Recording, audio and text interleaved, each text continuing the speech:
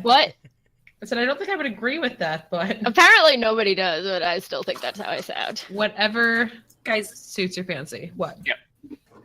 let's do this.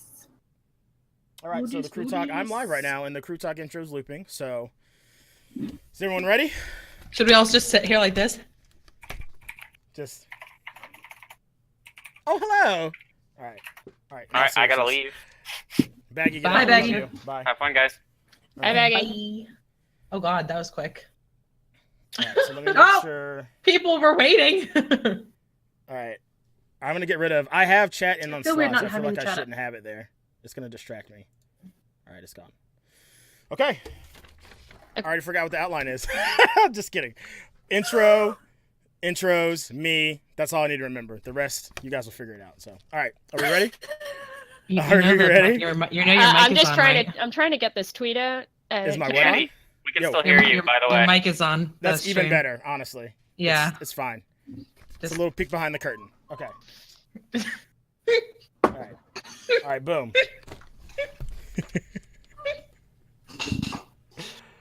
I'm so done with you people.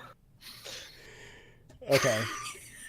Overlay, display capture, that goes there. Oh God. Oh God. Why isn't it working? Okay, I know why. I think my mother couldn't have picked the worst time to call me. I hate slobs sometimes. Okay, there we go. All right, good evening, everybody. Welcome to the first edition of Crew Talk. Anyone who's in chat, you've probably been listening to what we got going on here, but we are ready to go. So I'm your man, Eddienines here, one of the four co-hosts, and going around here, I guess we'll go clockwise. Next, we have Musichele here. She's one of the admins in Twitch Crew. I'm an admin as well. And then above her, we have the lovely Mars Echelon. She is a mod for Twitch Crew. And then next to her, we have Iamnotaslott, a.k.a. Rachel. She is also a mod for Twitch Crew. And yeah, so got the introductions. I'm stacking my papers. Rachel has Iron Man. And so yeah, we're going to just kind of an overview here. I'm going to talk about Tech Talk. Musy's going to go into a little bit of some tips and some tricks about streaming and things that keep you motivated and stuff. No, not in that order. It's fine. It's fine. Rachel's gonna got some movie news, and Mars has some game news. So to get started, the four things I want to talk about are microphones, webcams, the top capture cards, and whether you're gonna go camera no cam in your stream, because that's something we had kind of been talking about in Gen Chat today. So without further ado, let's go ahead and get into it. So as far as microphones go, obviously if you're a streamer, that's a pretty important piece of equipment to have. One could call it mandatory. So there's lots of microphones out there. This is not a comprehensive list. This is just kind of the three most popular ones, the three that a lot of people tend to go with, right? So you've got the Blue Yeti, the USB Blue Yeti, all right, that retails, and these are Amazon prices. It can be anywhere for like $150 to $125, something like that. It kind of depends on the deals that Amazon's doing, that sort of thing. The Blue Yeti is, I believe you use the Blue Yeti, don't you, Musy? Is that what you have? Do you have a Blue Yeti No, microphone? mine's actually a blue snowball. Okay. Also by Blue. Mine's That's one I was going to talk about There as well. are a couple people in Twitch Crew that I do know use a Blue Yeti. Yeah, So- and yep. they I know are big for fans. sure Lion of Roscoe uses one. I know think Prismac uses Bojangles- one, and I believe Postal just got one. Yeah, I know Bojangles uses one too. We were talking about that just the other day. So yeah, it's a really popular microphone. It actually has a lot of different modes. A lot of people may or may not know that. And the modes it has are pretty common to a lot of different microphones. Some microphones don't have different modes. Some do. The one thing you want to look for if you are using a Blue Yeti microphone is you want to use what's called the Cartoid mode. And basically, Cartoid, it records everything in front of the microphone. Okay, so that's ideal for one person. You're podcasting, you're streaming, whatever the case may be. That way, so it's not picking up a lot of other audio, because the omnidirectional, if I can talk, mode is another mode that the Blue Yeti has, and that's more for like if you want to do like if you're recording live music, you want to kind of get that ambient like sort of being there feeling of like live music. That's really good. Or if you're doing like a multi-person podcast, or like a conference call, because obviously it picks up in all directions. That way you can have, if people are sitting around it, everyone can be heard, sort of thing. So, but if you're streaming, that's probably a mode that you want to stay away from, because, you'll hear your cat over in the litter box when you're, trying to stream or whatever. So, Shout out to our shout out to Archie, who's around here somewhere. I don't know. He's not next to me anymore. He doesn't love me. And then there's stereo mode, which on Eddie midstream.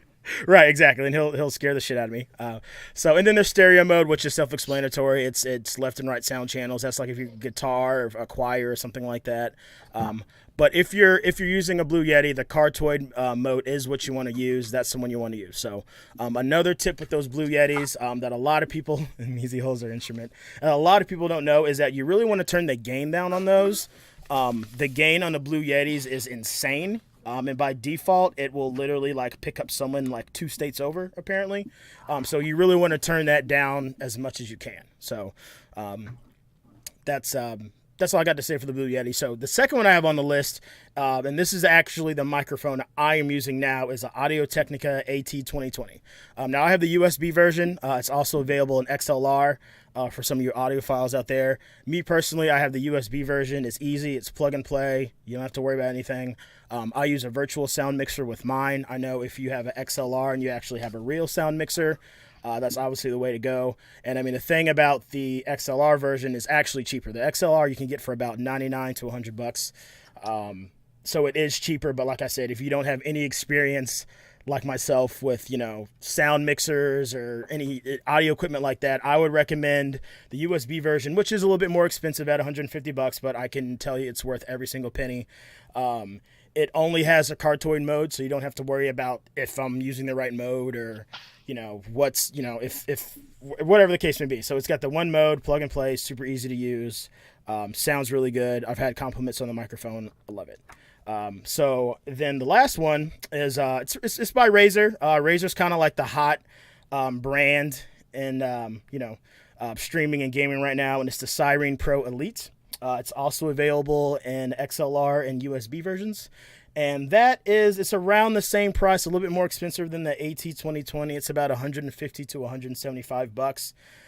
So whatever works in your budget, kind of determines that. And then like Musy was saying, the blue snowball, is that what it's called, Musy? The one you have, the one that it's not the mine Blue is a Yeti. snowball. Yeah. Right. And I don't have the price here for that, but I know it's a legit snowball. Yeah, it's like a little ball dude that's just in the stand. There's a couple of people who use $90. It's not. Okay. I thought it was a little bit cheaper, but I mean that is cheaper than the standard Blue Yeti. So I mean if you're on a little bit of a budget, that's something you could go with. So. Okay, stat my papers one time. Who has a question? You have a question, Eddie? Okay, shoot it. Eisen wanted to know if you recommended a mic stand. Yeah, and that's something I kind of was going to get into. That's a subject I had to drop. I was going to talk about that in another comment, but the good question, Eisen. And that really okay. So mine, as you guys can see here in the camera, I've got a boom arm for mine, right? Highly recommend it. It's got its drawbacks. Not a lot of them. The only thing is like it's kind of like it's literally like in your face. So if you're one of those people who need to see your keyboard, you're kind of like sort of thing. But it leaves a lot of space. It's good for vibrations, that sort of thing. Because depending on the microphone you have, like I know the Blue Yetis are notorious about picking up desk bumps and stuff like that when it sits on your desk. So with the arm, you can move it away. You can move it towards. If for some reason I wanted it up here, which I don't, I could do that. Sorry about that. I'm always messing with my pop filter. But yeah, I mean the good thing about these boom arms, this one's by Newer. I know there's a couple different brands, but this is a really popular one. This is $15. It's $15 on Amazon. I actually picked this up at a place called Micro Center, which I don't know if you guys. That's a store here in Ohio. In the Midwest, I don't know if where else they are, but I don't think we have them on the West Coast, but we do have Fry's, which is very similar. Same thing, right. So, yeah, I would definitely recommend a boom arm. And obviously, another thing you want to go with is a pop filter. That's this little doohickey. Anyone who watches my streams, you will see me constantly fiddling with it. like I'm doing right now because It's spit catcher. So yeah, a spit catcher, and it's meant to cut down on what are called plosives in the audio industry, those hard P's and T's and that kind of stuff. But yeah, and I mean this was like $6. Pop filters are super cheap. This just bolts right onto the arm. So yeah, good question, Eisen. Good question though. Thank you.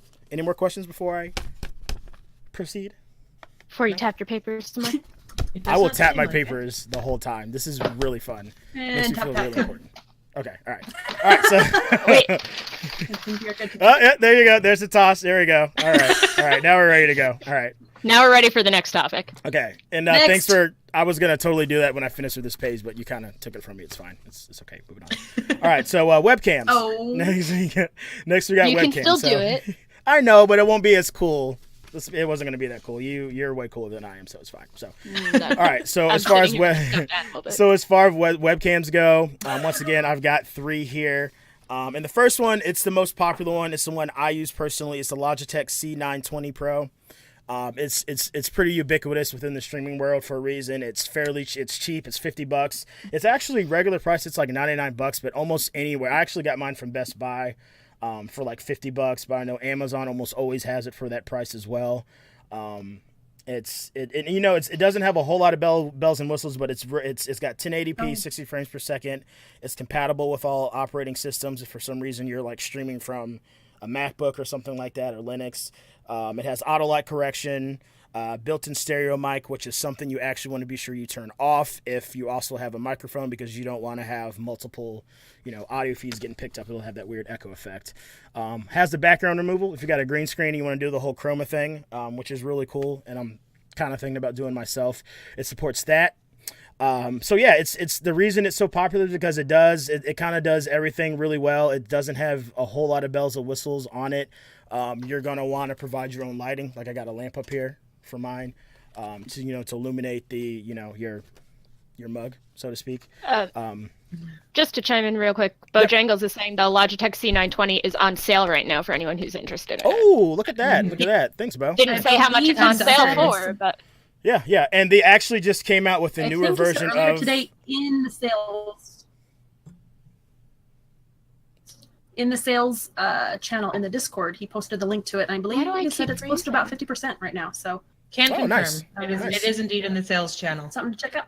Nice. It is currently going for $50. Oh, Rachel, you're back. You lost your. So I keep freezing. I don't know why. It's fine. We'll roll with it. And 11 Doing it cents, live. Mars. You missed the 11 cents. I'm so sorry. Yeah. I like to round it off to holds. Just saying. Just saying. No one needs that extra 11 cents. It's fine. It's fine. But if I didn't have the 11 pennies. It's fine. And just off topic, Mars, I noticed you cleaned your background. That's good of you. Did you do that when you woke up today? I'm sorry. I did that. I just looked up. I'm like, oh my god, it's so clean back there. Focus. All right. So I might have moved on Focus. before this. It's fine. And so Logitech actually released a new version of the C920. It's the C922 Pro. It pretty much does all the same things. It might have a couple of extra bells and whistles, but for the most part, it's the same camera. Next on the list is the Razer Kaio. Now, the Razer Kaio, like I talked about, the Razers, they make microphones as well. The Kaio's got a couple more bells and whistles on it. It actually has a ring light on the actual camera. For just a quick chime in for anyone watching, I'm using it right now. Okay. Very cool. Didn't know that. Wasn't planned. Look at that. That is the camera that I have. That is the camera, right. And it's easy to use. It's a little bit more on the expensive side. I don't know what you paid for yours, Rachel, but I could only find around like $100 is what That's I what saw. I Is got. that what That's you the got? discounted price too. So Got it. Yeah. So it's a little more, like I said, it has the ring light built in. So I mean, that's, and if you want a sample, it goes real low. That's off. Okay. And that's full brightness. Woo! Look at that. That's bright. Yeah, That is bright. I use it about quarter brightness. That's use it awesome. out there. Yeah. So I mean, if for like, so like I have a pretty big L desk, so I'm not lacking for space. But if space is an issue, maybe something with a built-in lamp is what you want. So yeah, so that's what I have for the Razer Kaio. Exactly. So all right, here we go. John Stewart. I think that landed in the litter box. You feel better now? No, I don't. Lovely. Especially I think it landed in the litter box. Archie's going to hate you forever now. I'll have to deal with that later. All right, so last we have We have the Microsoft Live Cam, the HD 3000. Now this is kind of like the budget option here. It only does 720p resolution, and I don't think I said for the Ring Kaio that also does 1080p 60 frames per second. That's kind of the standard. There's some 4K cameras out there, but we're not talking about that because who the hell actually streams in 4K anyway? I don't know anyone that does or has a rig that can handle that. But the Microsoft Live Cam, 720p resolution. It's got the color correction. It's got noise canceling, and it's cheap. It's like $25.17. Mars. I included the 17 cents there. I'm so sorry. What? 17 cents is a big deal to people, okay? I'm It sorry. can be. It can be. It can you be. know? I might have had those 2 extra pennies. Just go fishing for pennies. It can. It can. Whose dogs See, are mad? even the peanut gallery's mad. 17 cents. All right. So yeah, and so that's it for webcam. So basically, you got the Logitech C920. That's kind of the one everyone uses. It's kind of the middle of the road. But me personally, I love it. I haven't had any issues with it. Then you've got the Razer Kaio. I threw my paper. Otherwise, I got the name right though, right? It's the Razer Kaio. Yeah. All right. Good. Yes. And then the Microsoft Live Cam. So. One's kind of middle of the road. The Kaio's a little bit on the more expensive side, and then the Microsoft Live Cam is a budget option. Now, once again, keep in mind there's a lot more cams out there. These are just kind of the most popular ones, and fit in the budget. So, moving on. Last, we're going to talk about not last, second to last. We're going to talk about capture cards. Now, for anyone who doesn't know what a capture card is, basically, if you want to stream from a console and have the in-depth kind of overlay and all the bells and whistles that come along with streaming on a PC, you're going to need a capture card. Both the Xbox and the PlayStation 4 have native capture abilities, but it's super plain. Anyone who streams from a console or seen someone stream from a console, you know what I'm talking about. It's literally just your face and a really basic like chat thing on the side. So if you want something more fancy, kind of like having a PC, you're gonna need a capture card, and you're gonna need a laptop and or a PC to use it. So as far as capture cards go, there's 2 types. There's the internal and the external ones, right? The external ones are easier to use and set up. They're usually cheaper. Actually, they're not that much cheaper. I thought when I was looking at some before I started streaming, I remember them being cheaper, but there actually isn't that much of a difference between them. And then obviously then you have the internal ones. Obviously those are going to have to occupy a slot on your PC. They tend to be a little bit more powerful in terms of quality, but they require some sort of PC assembly know-how if you're going to do it yourself, or you're going to have to do like Nerd. What's the Best Buy thing? Is it Nerd Squad? Not Nerd Squad. What's their Geek Squad? The Geek Squad. Geek Squad. Geek Squad, or be super cool like Rachel and have a friend like Duke Lemon D to like just come over and put that in for you. I don't have a capture card in my PC. I do have an external capture card though. That's what I use for my laptop. But if you had an internal one, Duke would probably install it for you because he's awesome. Yeah, Duke's gonna have to come clean my computer because I don't know how to do that. You're also told that there was a GoPro Black for $500. Oh, nice. Nice. Very nice. If you're super fancy, by all means, go for that. Super fancy. Super fancy. There you go. I am not super fancy. Yeah. That's not me. Nope. So, thing to keep in mind is that they both require your PC to have an HDMI connection to, as far as setup goes. And the 2 big names in capture cards are AverMedia. God, I can't talk. AverMedia and Elgato, right? I think there might be some other ones, but those are the 2 really big ones. Those are the ones that get the best reviews and whatnot. And I'm going to list one of each for both internal and external. For the internal ones, you've got the Elgato Game Capture HD 60 Pro. Found it on Amazon for $164.95. It does 1080p, 60 frames per second.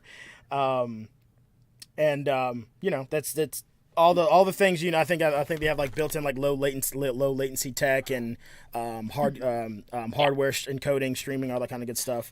So and then on the HD 60s is what I used until I had the PC. It was pretty reliable, and I used it on a Mac, and it was pretty steady. Okay. Everyone, pause to sip from your mug if you have one. In the audience, if you have a mug too, this is mug sipping time. I've got a.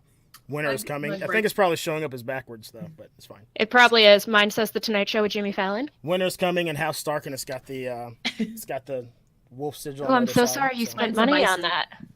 What, on this? This was actually a gift from a friend, so. Oh, I'm so sorry someone spent money on that. Oh, Kermit snap. sipping coffee emoji. And if you guys picked up your Twitch merch on Amazon, it's actually when it was tea, 50% not off, coffee. Know your meme. Oh. I hate you. You could have gotten a cool little Twitch mug. Oh, check that out. So it has all the gaming stuff on the She side, wins. and does it win. is Twitch purple on the inside. Oh, it's Switch Purple. And we all Empty. know how much you love purple.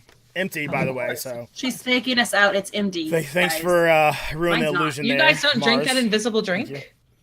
No, Come I on. don't have them visual. We're not cool enough to have them visual. So. I'm sorry. It's a specialty. All right, so moving on. So on the AverMedia side, internal wise, you have the AverMedia Live Gamer HD2. Retails $169.99 on Amazon. Also, I mean, it's they're in terms of the actual features, there's not a lot of difference between the two. They're both 1080p, 60 frames per second, hardware encoding, low latency tech built in. It's kind of a preference, though. I know some people within Twitch crew. I know Rambo is a AverMedia fan. Him and I had conversations about that. He really likes that. But I've also heard really good things about the Elgato as well. So, yeah. So moving on the external side, once again, they also do 1080p 60 frames per second. You have the AverMedia Live Gamer Extreme, $149.99. So like I said, there's not that much of a price difference. You're talking about like $15 or $16 or so between the internal or the external one. Just once again, keep in mind, if you can't put that internal one in yourself, you're going to have someone do it for you. Pay to have it done, or, try to do it yourself and ruin your PC, which I definitely would not recommend. So, and then as far as and on Elgato end, you've got the Game Capture HD 60S, and that I found for $188. I could have swore I saw that a lot cheaper somewhere, but I did a lot of searching. I think that's about what I paid for it. Like, is that what you got? 3 months ago. Okay, I think it was $179. Yeah, Not that. So I mean, and the cool thing about the, I mean, they're not very big, right? They're probably. Do you have yours sitting somewhere? Yeah. Give me 1 second, and I can pull it up. As she holds tight to her Iron Man doll. Yeah, look at that. I mean, that's it doesn't take up a lot of space. I guess See, this piece goes into your computer. It's a USB on the end. Oh, this piece goes into the TV. Sorry, it's a USB on the end. This piece, then you plug the other USB in on this end, and then the USB goes into your computer. Boom. There you go. That's it. Check that You need shit out. two USB. Snappy Kevin is saying that we got the HD 60S for $130. Oh yeah, Snappy did get Nice. it. Very nice. Yes. Very nice. Snappy Kevin. Snappy, how you doing, man? But yeah, it's super small. I keep it tucked behind my TV usually. It's just out right now. Awesome. Okay, so stop making fun of me, Mars. I have peripheral vision. So the last thing we're going to talk about is It was me. no, I saw some hand movement by Mars. In my top quadrant, I saw movement. I saw it. All right. So last we're going to talk about anyone who's been in Gen Chat earlier today, probably morning, afternoon, knows this subject. We're talking a little bit about in your stream if you're going to go cam versus not having a camera, right? Everyone has a different preference. Me personally, I always use a camera. I know some people like to not use a camera. Sometimes they do, they don't, depending on what they're. Yeah, Mars. I wasn't going to say any names, but. So just a couple things about it. And these are just, obviously, guys, chime in. These are just kind of my thoughts on the subject. Having a cam, it allows the reactions of the streamer to be seen. Better engagement for the viewer. Some people like to be able to see the person playing the game. Like for me personally, if I'm playing a scary game, you get to see me jump out of my chair every single time. Which is hilarious, might I add. And me personally, I think that makes for hilarious. I think that makes for a better viewing, a better viewing experience for the audience. And if you got a charismatic side, sometimes that can come through the camera if you're, a charismatic person or whatever they have you. If you're playing a PvP game, like some sort of multiplayer game, typically that's when people have the cam, because whatever you have on screen it's not like you need to see something in the corner. Although placement can be a big thing too. I know when I was playing Rocket League, I had like my social media like right across like the scoreboard, no one could see it. So that is something to keep in mind. Now, as far as the no cam side goes, Becky, I agree. A lot of people are saying Tatia and Maggie, Becky are saying that they love when you play scary games. All of this. Thank you, ladies. Thank you. I do like to play the spoopy games. It tests my Hashtag more manhood. Dead Space 2. And it's people seem to enjoy me playing them. So, thank you, ladies. Hope you guys are having a good evening. So yeah, on the no cam side, we've got not having a camera lets the viewer focus on the game itself, allowing for more immersion. Let's say you're playing like a story-driven game like God of War, or Spicy Haven was playing BioShock the other day. So like those story-driven games, it can kind of help the viewer because they might be playing just because they want to see the game itself. So in that case, maybe you don't want to have a camera, right? So other thing to keep in mind is that cams do require lighting, right? Unless you're Mars and you like to game in the dark. So you want to be able to, you want to be able to see the person on screen. So.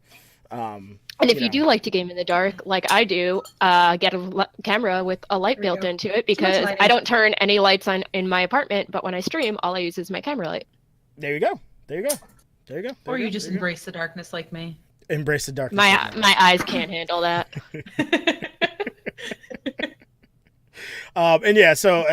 So cams require lighting, some sort of ideal setup. Obviously, your camera's got to be a good spot. You don't want it too close to your face. I personally like mine off to the side, as you guys can see. Some people like them straight on. I feel like if mine was straight on, I would eyeball it all the time. So for me, that's why I don't have mine straight on. There you go.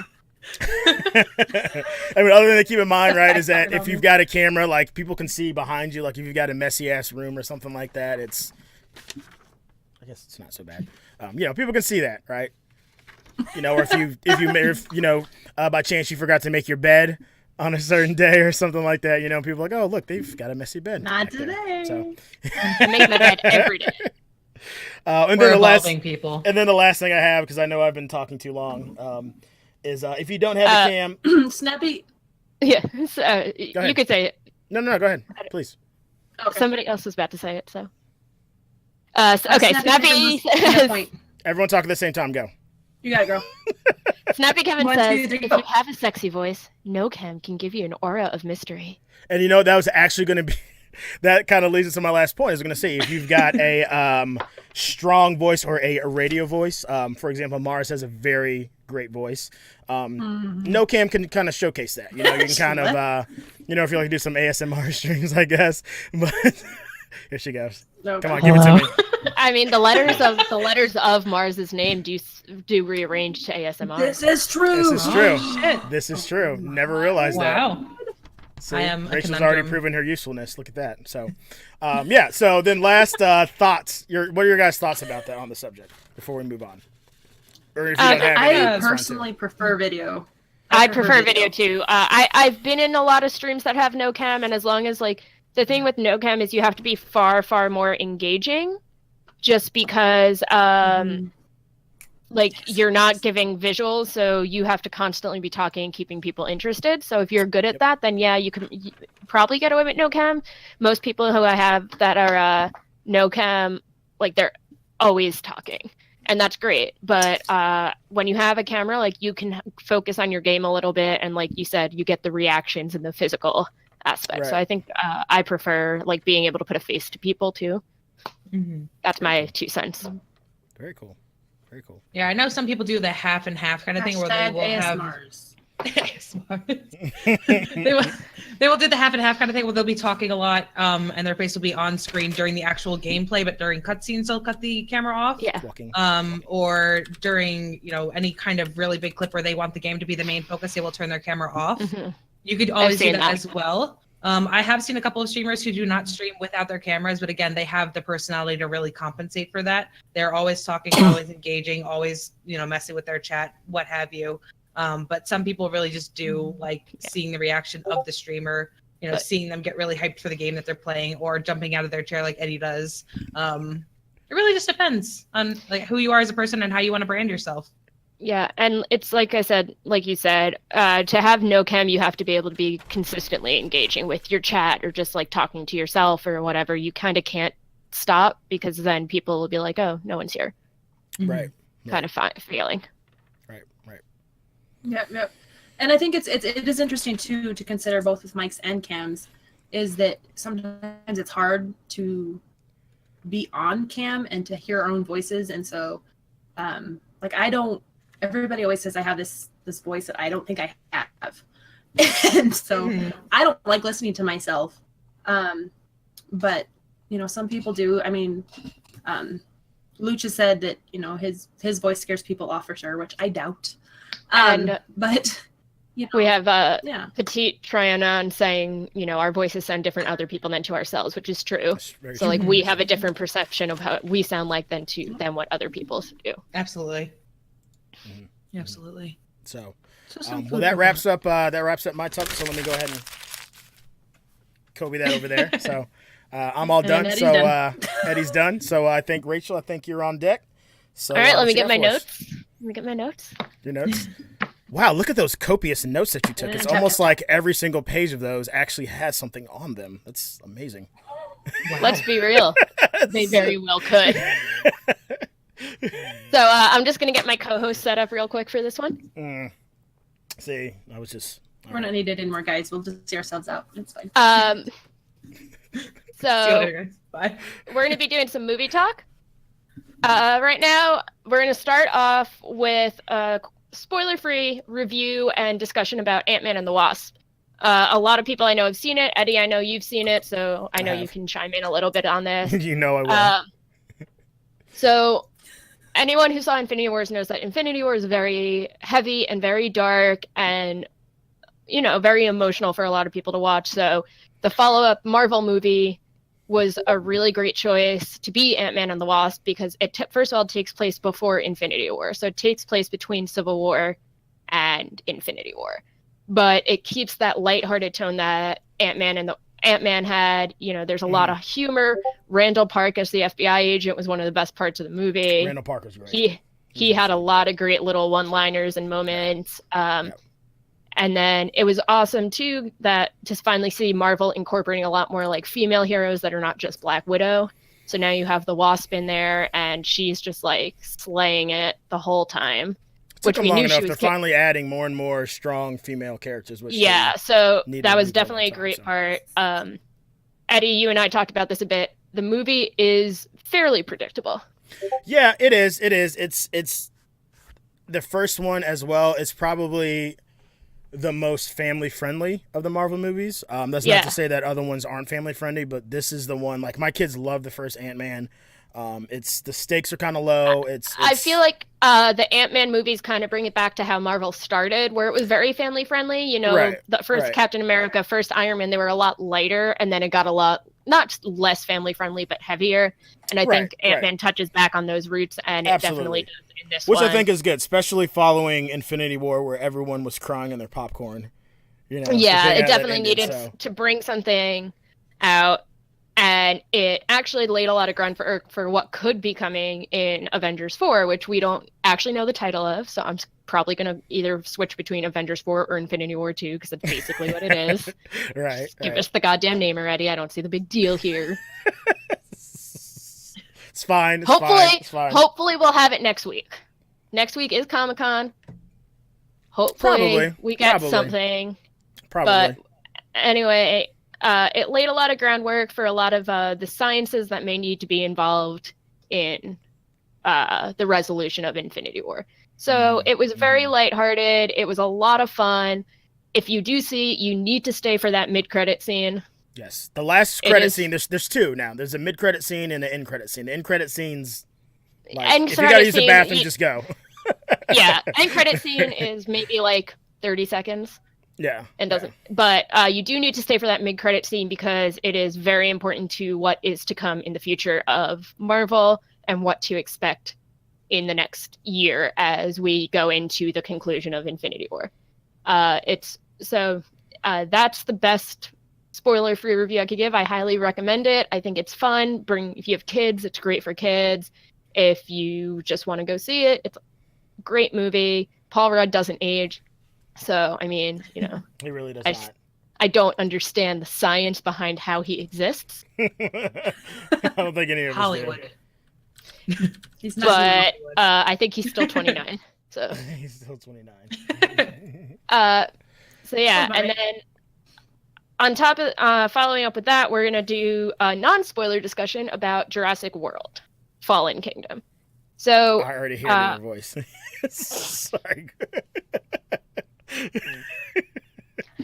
I'm going to start this off by saying I did not like the movie, but I also did not like Jurassic World. You didn't like the first Jurassic World, really?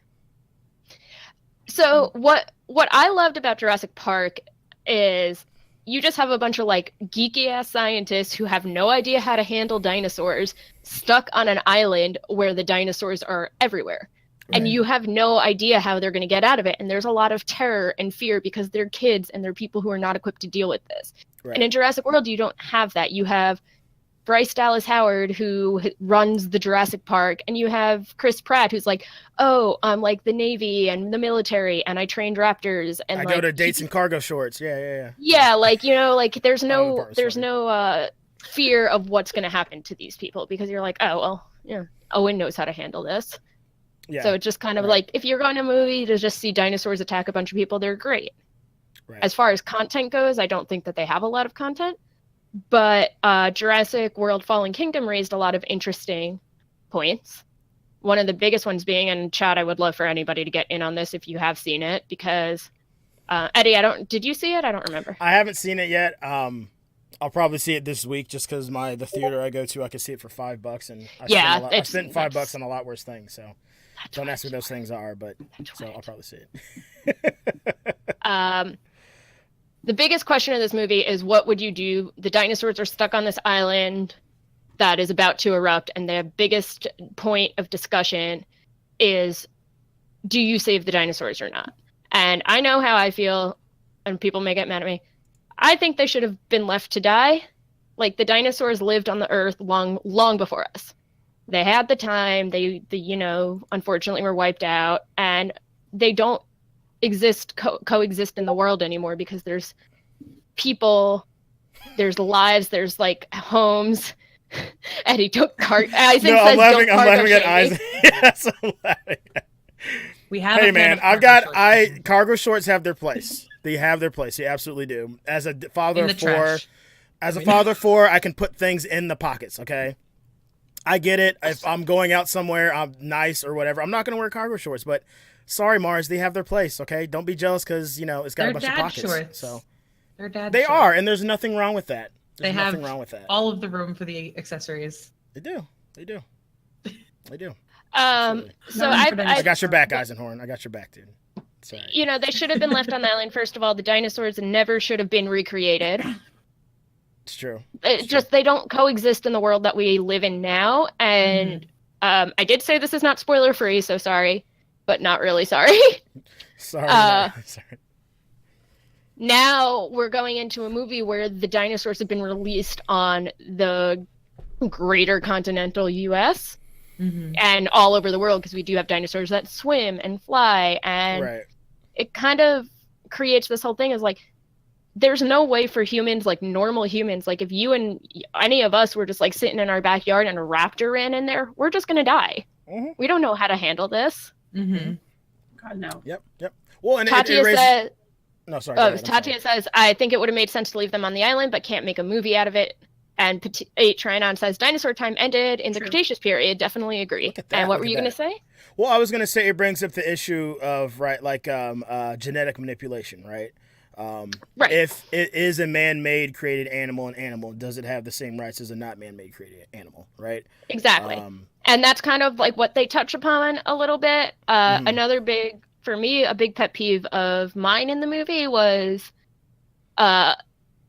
not that I expected Jeff Goldblum to be a major character or anything, but his entire part of the movie is in the trailer. No! Oh, it's terrible. Oh, that's so bad.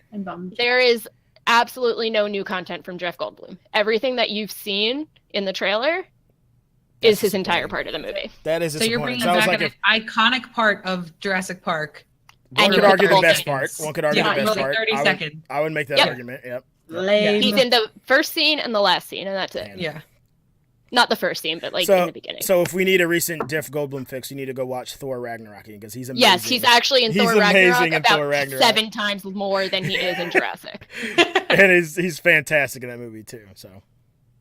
Also, I didn't quite understand. There's a character that was apparently Hammond's partner and again, Chad, if you want to chime in on this one, where the hell did Lockwood come from? Because Hammond never had a partner in his creation of the dinosaurs. He partnered with InGen, but he didn't have somebody who discovered it with him and created all these dinosaurs with him. And now just like they created this character like, oh, I was Hammond's partner and I'm going to save all the dinosaurs now. It's like this guy came out of nowhere. Right. Well, and then the first Jurassic World, right? Like they had the guy who inherited, who kind of had Hammond's blessing, right, to start the park. So that kind of made sense, like in the sense that it was like makes sense because it was inherited. It was given to him. This guy's like, oh no, I started all of this. He was there Hammond. from the beginning, supposedly, and he never was. Right. There was never a Lockwood in the movies. Right. So I don't know. And then the science nerd in me, because I'm a big giant science geek, really could not stand how inaccurate the science on the island was. Explain. First of all, a pyroclastic cloud moves at 400 miles an hour and also burns at approximately 1800 degrees Fahrenheit. You're saying you can't outrun one of these. Is that what you're saying? So Chris Pratt, can't outrun one of it, and when he gets stuck inside of it, he would die instantly. Because it's not like, oh, smoke from a fire, cough, cough. It's literally a cloud of pure volcanic ash. His body would breathing incinerate. in fire right now. Yeah. And also it's 1800. It's 1800 degrees. You would turn to dust. That's higher than the temperature that they cremate bodies in. Yeah. You would turn to literal dust. And also pyroclastic clouds don't stop over water. It actually accelerates them and causes a lot of the debris to fall into the water. And so when they jump into the water to escape it, it actually would just make things worse, not better. It's like, so now I'm die on the island, you would die in the water. Right. Yeah. Right. So that's me being nitpicky as a science. The science makes no sense, and I just froze again. Give me 1 second. Well, and I mean, I also think the science would be a little bit more accurate because the entire point of the Jurassic Park movies was like these scientists created these things. Right, and the science would be a little bit more accurate. Right, the science in the original movies was far-fetched, but like somewhat possible in like a distant future. Right, It wasn't completely like this. Like took actual scientific fact and was like. Bye. Well, and the other interesting thing is that when Michael Crichton wrote the first Jurassic Park, paleontology in the paleontology field, like the argument about what dinosaurs and like raptors actually looked like was actually happening. And Michael Crichton was like, and someone actually came to him and they're like, hey, well, velociraptors aren't 6 feet tall. They're not this big. They're actually more like turkeys and they're covered in feathers. He's like, well, fuck that. This is way cooler the way I made it. Yeah. So, well, I mean, even now, more and more science and proof is coming out that most dinosaurs were covered in feathers and looked more like birds than reptiles. But now, like, we just have this idea that they're reptiles and they're not. Right, and there actually was, I think it's a Utah raptor that was a dinosaur that was big, but it's actually bigger than the velociraptors in the movie. I mean, it's like almost like 10 feet tall or something like that. But they try to kind of retcon that by saying like, oh, well, we always had to supplement the DNA with stuff from frogs or whatever have you or something like that. So they've kind of tried to walk it back, but it's still like, Well, that's why also in real life they always say that the T-Rex is probably like one of the closer related relatives to a chicken. Yeah. So feathers and everything would totally make sense. Yeah. They don't have to be flighted to be a dinosaur, or to even be a bird. Or some birds don't fly. Ostriches terrify me, and they've got feathers. Nerdicat girl here says that she agrees with us. What the science is trash. Tatia says Chris Pratt is some hot dust. I was gonna say he is pretty sexy. Now the question is, does his sexiness allow him to outrun a pyroclastic? No. See, he is pretty sexy, but he'd also be dust. Okay, he'd be sexy dust. That'd be the sexiest. He'd be hot dust. Yeah. And T-Tranon says Pompeii is a movie I tried. that makes him cry on how inaccurate it is. Yeah, Pompeii is very inaccurate. Pompeii. One thing that I think Jurassic World did, at Fallen Kingdom at least, did very well is we see a lot of character development from Claire. So she went. I mean, we saw it a lot. Howard's character, Bryce Dallas Howard. So we saw a lot of growth from her in the first movie, where she went from this her like uptight, like I just want to protect the park, and I don't really care, to like being willing to like risk her own life to save. And I'm a shit aunt that lets my nephews just run around with my British assistant. Yeah. Hey, Don't ant shame.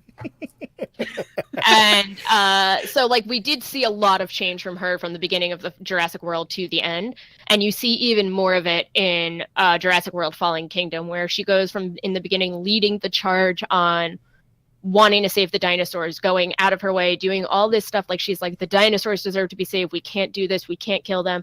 But then it gets to the point where they're back on land and she has to make a choice to unleash them on the world or let them die. Mm-hmm. And she makes the choice to let them die, and then other events happen and they end up getting unleashed anyway. But that was a really big, you see her develop through the whole movie of understanding the chaos that saving them would bring onto the world. Right. And that's one thing they did really well with her. With Owen, which is Chris Pratt, he's still the same guy he was at the beginning of the first movie. You don't see a lot of growth. Do we get a scene of Claire running in her heels like in the first Jurassic World? No, she doesn't wear heels at all in this one. That's disappointing. I know. Okay. I wasn't so bothered by that in the first one. I thought it was kind of dope. Well, if you look at the chat, hey, I wasn't complaining. I think it was a deleted scene where she's like, running in heels for more season.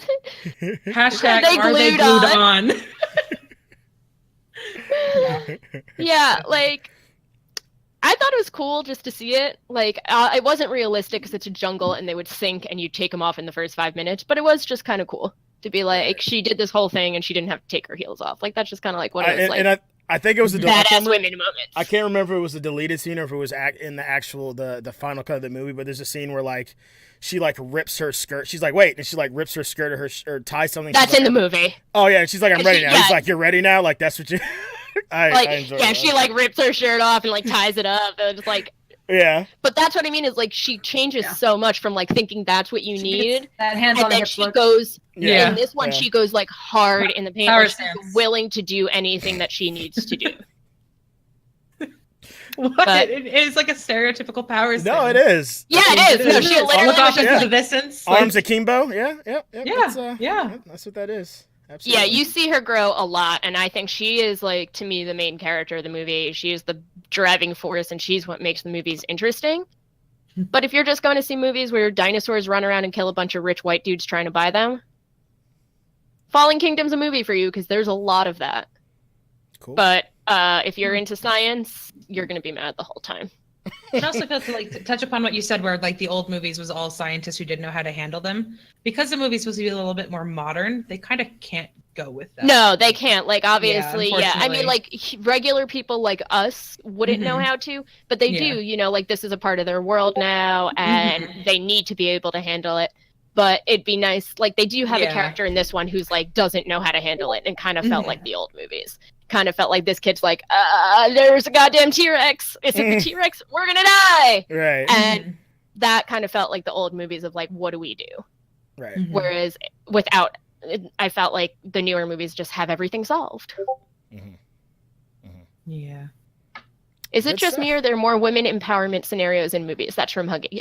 Yeah, there are, because Because it's it's 2018 becoming... and they should be, damn it. That's why. Exactly. There's really no like explanation for it. Just like people are learning how to write strong women instead of just like side characters. And that's not just movies you see too. more of it. In like in TV and Westworld. comics. Westworld has the second season of Westworld is could be AKA female empowerment. I mean, there's a handful. Rachel of really First good. season. Yeah. Rachel Evanwood. Dolores. Dolores. We'll have to say that for another episode. But Hashtag Dolores. All of us just thirsting a little bit over here. Just Dolores. I mean, Dolores. And I mean, for me though, Tessa Thompson though. Oh, Tessa Thompson, man. That's also agree. But I mean, nothing beats Valkyrie. Just her coming off that ship, chugging a beer, going, and then falls. Mine. She's amazing in that movie. She's great. Let's just talk about Thor Ragnarok for 45 minutes. No, I'm just kidding. There's my poster up there. No. We have talked about I it. think It will be available on the VOD. So. Yeah, I think that's it for everything I have to say about those movies. I could talk a lot longer, but we'll pass it on to, I think, Musi or Mars is next. Actually, we're going to have a actually, little we're gonna take a interjection. We are taking a quick break to honor our featured member of the week, Mr. Bojangles Gaming. Just a second. Yay! hope this works. It's probably not going to, so just give me a second. And Let's get some hype emotes for fantastic. Baggy, if we can drop like a shout out in the chat for him, that'd be dope. All right, we got to do this a getaway, guys. Sorry, it's not working. The the other way. getaway. It's fine. Oh shit! Hold on. This is my 5th stream. I can't believe that it happened this fast. You know. Huggy, I did talk about The support it that I got already. from this community has been awesome.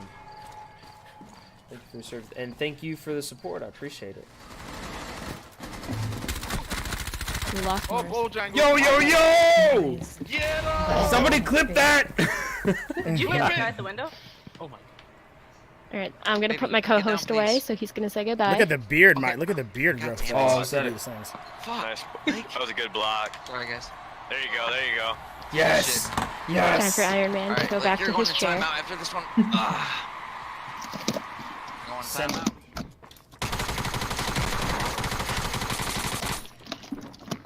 He literally has his own chair. Yep. Nope. A rare Bojangles playing Fortnite moment. Fuck. Oh, Oh my god. Eddie's just gonna watch the video and tell us I just about all the knocked two clips instead people. of showing it. Really? I just You hear killed 3 anyone else? people. I killed 3 people. Holy Look at fuck. Oh my god. Hyper focus. All right. So, and once again, guys, I do apologize, but I had it working before, wasn't working now, so it's the nature of the business. So here we are. So Yeah, that Fortnite clip was insane. I don't know how he did not die in that one. He literally had 1 health and just capped them all. 1 HP and a dream. hey, that's 1 that's HP and Fortnite a for you. dream. That's what I love and hate about that game. So. I think that should be the Fortnite tagline: 1 HP and a dream. That's like every shooter game. That's like our line for this community. Everyone has 1 HP and a dream. it's pretty One solid HP and a tagline. dream. Pretty solid. Pretty solid. All right. Pretty solid. All right. I So don't next, remember who's next. Mars is next. Wait, hang on. Is it my turn? It's your turn. It's a Mars Meow. turn. Let's go. Wow. Let's Wow. All right, so I'm I going to just- talk a little bit about some game All my notes. releases I and wish I could news stack and paper. updates I'm glad I and put- I'm- nonsense. I'm going to go over some of the big game releases from the beginning of the year since January. We're going to skip July because it's still July. So in January, we were introduced to the Kerbal Space Program, Street Fighter V, My Time at Portia, Celeste, Dragon Ball Fighter Z, and Dragon Monster Ball. Hunter Worlds. Well, Yes, Dragon ball. she's from Jersey. Aw. She's my people. Deal with it, Eddie. Okay, so in February, we were introduced to Final Fantasy XII: The Zodiac Age, which was a remake of the original game, just for PC with a lot better graphics. And Shadow of the Colossus was also a revamp of that game, and it was for PS4 originally, for PS2. I remember that Then game. in March, we were introduced to Kirby Star Allies, which seemed to be a pretty big hit on the Switch. Sea of Thieves, Switch. A Way Out, Detective Pikachu, which we're not even going to discuss. Far Cry Banana. 5. Wait. Do you have a problem with Detective Pikachu's voice? I cannot stand Detective Pikachu's voice. What's I- the problem? Isn't it Ryan Reynolds? What's the problem? What's the It is problem? No, it's awful. not. It's It is like a super, awful. super deep voice. It's ridiculous. Oh, he's God. Yeah, it's voicing like- it in the movie. You have Okay, this that's where I cute heard that. little Pikachu And then he's that like, talks like a big burly man. yeah, he's like, hi, I'm Detective Pikachu. I'm Detective Pikachu and we're gonna solve this crime. What? But he's still like cute little Pikachu in his trench Yeah, coat, he's like his all like bubbly and 1940s personal. like I'm PI hat. Pikachu. Let's smoke cigarettes and talk about loose women. All right, Pretty sorry, much. Continue on Mars. Yeah, so Far Cry 5, Ni no Kuni 2, Revenant Kingdom, and Surviving Mars. And then in April, it was Yakuza We're all 6. who? surviving Mars. Or tell me I'm so about it. sorry, you guys have Every to day. survive me all of the time. I'm so We're sorry. all Every surviving day. Mars all the I'm time. just atrocious. Frostpunk and God of War, which everyone knows was a huge hit. I don't know about that in game. Tell May, me about it. Who made it? Sorry. Boy. Sorry.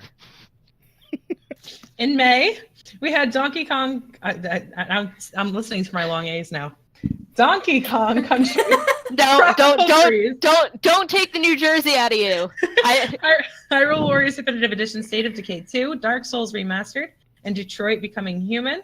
And in June, it was Jurassic World Evolution, The Awesome Adventures of Captain Spirit, and Mario Tennis Aces. And there was also 2 huge releases that were going to be announced for Elder Scrolls 6 and Fallout 76. And just a quick note about Captain Spirit, because I don't think you played it, Mars, but I have not. so a lot of people are calling it a demo, and it kind of is, but it's also Mhm. from Square Enix, who developed Life is Strange, and they release their Yes. games in parts. So it's less a demo, it's more of a prequel of what to look for. Like, we'll be seeing that character again in Life is Strange 2. So it wasn't so much a demo as it wasn't chapter 1, it was the prequel. So they like to do chapters. So it's like there'll be, usually Life is Strange was released in 4 chapters. Yes. So I'm assuming Life is Strange 2 will be released the same way. So this was like the prequel, since it's going to be all new characters. It doesn't have any of the characters from Life is Strange. Yes, So this kind of absolutely. introduced what the story was for I know, anybody I who think doesn't know you about played that. it. I think I you played did. it, correct? And I think I did.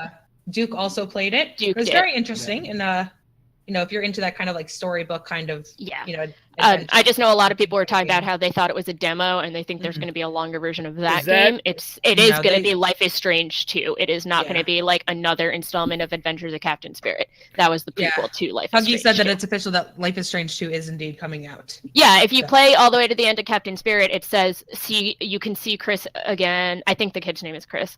Again, you'll see him more in Life is Strange 2. Yeah, but Eisen said that the Kirby game is absolutely awesome. I've seen a couple of people play it. They seem to be really enjoying it. And Mhm. Anno 1800 is coming out this fall. Not confirmed. But Ouch. that's what Petite said. So And that that's was just really my all those tangent other on Captain Spirit. Oh, that's fine. that a That's really Telltale all of the game? big games. Which Huh? one? I'm sorry, Mars. I didn't mean to interrupt. Is that by Telltale Games? Is it like a? Captain Spirit? Yeah. No, it's Square Enix. No, Yeah. Okay. Yeah. Yeah. Sorry, please. So if you guys are into those kind of games, you should definitely try them out. And Life is And- Strange is also Square Enix, so they're really good at. They're very those developers Mhm. take a lot of time to figure out their stories, and that's what made Life is Strange so great. So they've really It's a taken the very time with interesting too. story. Mhm. Yeah, I know the what was it? Before the Storm. Was I haven't also- played Before the Storm yet, but I hear that it Mhm. was really good. Yes, I have. It's definitely different from the first one. Yeah. Because in the first one, if none of you have played it, you kind of have like a special ability. I'm not going to say what it is. Yeah, you got to figure it out when you play. You don't have that. So they're kind of based off of each other, but they're 2 completely different separate. And games. before this, so in Life is Strange, you do follow Max. I believe in Before the Storm, you follow Chloe's story, correct? Yes. Right. Yep. So Yep. so you play as Max, who comes back from wherever she was. I'm not going to say where. And basically how she's going through this transition back to where she is, and the big story behind it. It's very complicated. Honestly, just play the game. It's more fun than people I think give credit. Yeah, it is. It does have a weird start. Like, you Mhm. have to get past the beginning of it because it starts really slow, and then it kind of has a big "what the fuck just happened" moment. Sorry for swearing. Absolutely. And then you kind of get into the story, and it kind of challenges you to make choices that kind of make you think about who you are as a person, which is really interesting. Absolutely. And it definitely does tackle a couple of very tough subjects. So that's definitely a disclaimer if you guys are pretty sensitive to some And sensitive topics. If you like music, Warrant. great music. Oh yeah, the soundtrack is phenomenal. And then the Before the Storm is basically Chloe's story of what happened before Max came back. Yes, Cool. Again, pick up the games. I think they're worth it. they're absolutely worth it. I think they're amazing games. Yeah, so I think they should definitely try it out. So yeah, those are pretty much all the big releases. If you guys haven't played any of those games, there's definitely more that have been released, but those we- are the more bigger We do ones. have a couple messages in chat for you, Marzi. Sure. Give me 1 second. Octopath Traveler, yes, that one is also coming out. I've never played that game. I know they had a I don't couple of know them for the anything about that 3DS, but I never picked them out. Bojangles is a great CS:GO player. I can confirm. I watched him till about 5 o'clock in the morning. Yeah, you guys should always go check out Bojangles. Did I freeze again? Damn it. You might have. You did. It's I okay. think so. It's okay. We can still Um, hear you. So So, I'll just a just- little recap from the Rocket League tournament last night. Everyone, thank you guys so much for coming out. It was a lot of fun. I know we had a couple of new people that came over from finding us on Twitter or whatever social media that we had. So if you guys are here and watching, thank you for being a part of this. And so we had, Yes. how many teams did we have? We had quite a few. I know the first, I think we had like 10 or was 11. it 10? Something. I think we had 11. I think it was 10. Something like Nice. one of those numbers. So the first round, how we played it was a single game elimination. You just played one game, and basically, if you won or you lost, you went to the next round. So round one, we had Team Rocket versus Dream Team Supreme, which Dream Team won 3-2. Then we had Y9 versus Primetime, and Y9 won 3-0. And then it was Musky Toes, which I really hate saying, even though I understand after Baggett explained this to me. But yeah. Musky Toes let me down, Yeah. Eddie. You know what, Yeah, Rachel? It was a bit rough. You know It what? was a bit rough. You know what? Because Rocket Surgery may have won They had to 7-1. sub out. It's okay. It happens. They had to sub out their best player. Absolutely. Slot just So- could not make the game, and We missed our player we were driving really- around we the were ball. really and not doing banking on anything. her. Really. absolutely That's banking all on I'm her. saying. You know what? We did. Spider Slot can stop a goal. Absolutely. So Rocket Surgery beat Musky Toes 7-1, and then Wow, we had I didn't know the Didn't score. have to say the score. Didn't have to say the score I for that one. didn't know the score. Just Really but- didn't have to say that. you don't get special treatment It over gets the better. Oh, It's okay. nothing. It gets Just better. didn't have to say Okay. it. Didn't have to say Guys, Then we their moved one, on. their, Go ahead. okay, I'll wait. No, you I was go just gonna say ahead. their one goal wasn't even scored by them. So it. Thanks. See, Thanks, I Rachel. wasn't gonna go there, but we did go there, and now it's a Thank you. thing. cut out. Baggy, Eddie, and Rambo Thanks. did not tell me the score. I was just told that they were annihilated. And Well, now you know the score, and I'm sorry. I'm sorry. Mars is not a bully. I am not a bully. Stop that. this is Okay, my so- disappointing look down at Eddie. So then the next game we had Not Fast, Just Furious versus Rocket Surgery, where Rocket Surgery won 11-2. And then we had Y9 versus Ooga Chaka, where Y9 won 7-1. TBD versus Batshit Crazy Forever, where Batshit Crazy Forever won 3-2. And Dream Team Supreme versus Scrub Gamers, who won Dream Team Supreme won 7-1. Then we moved on to our semifinals, which were best out of 3 games. And it was Dream Team Supreme versus Batshit Crazy Forever, or Dream Team won 2 games out of. We only played 2. Yeah, we didn't make it to the next round. It's fine. We don't need to talk about that either. And then, Oh, so we don't talk about yours. Okay, I see how it is. It's totally fair. I mean, let's be real. Yep. We were having fun. We didn't get salty.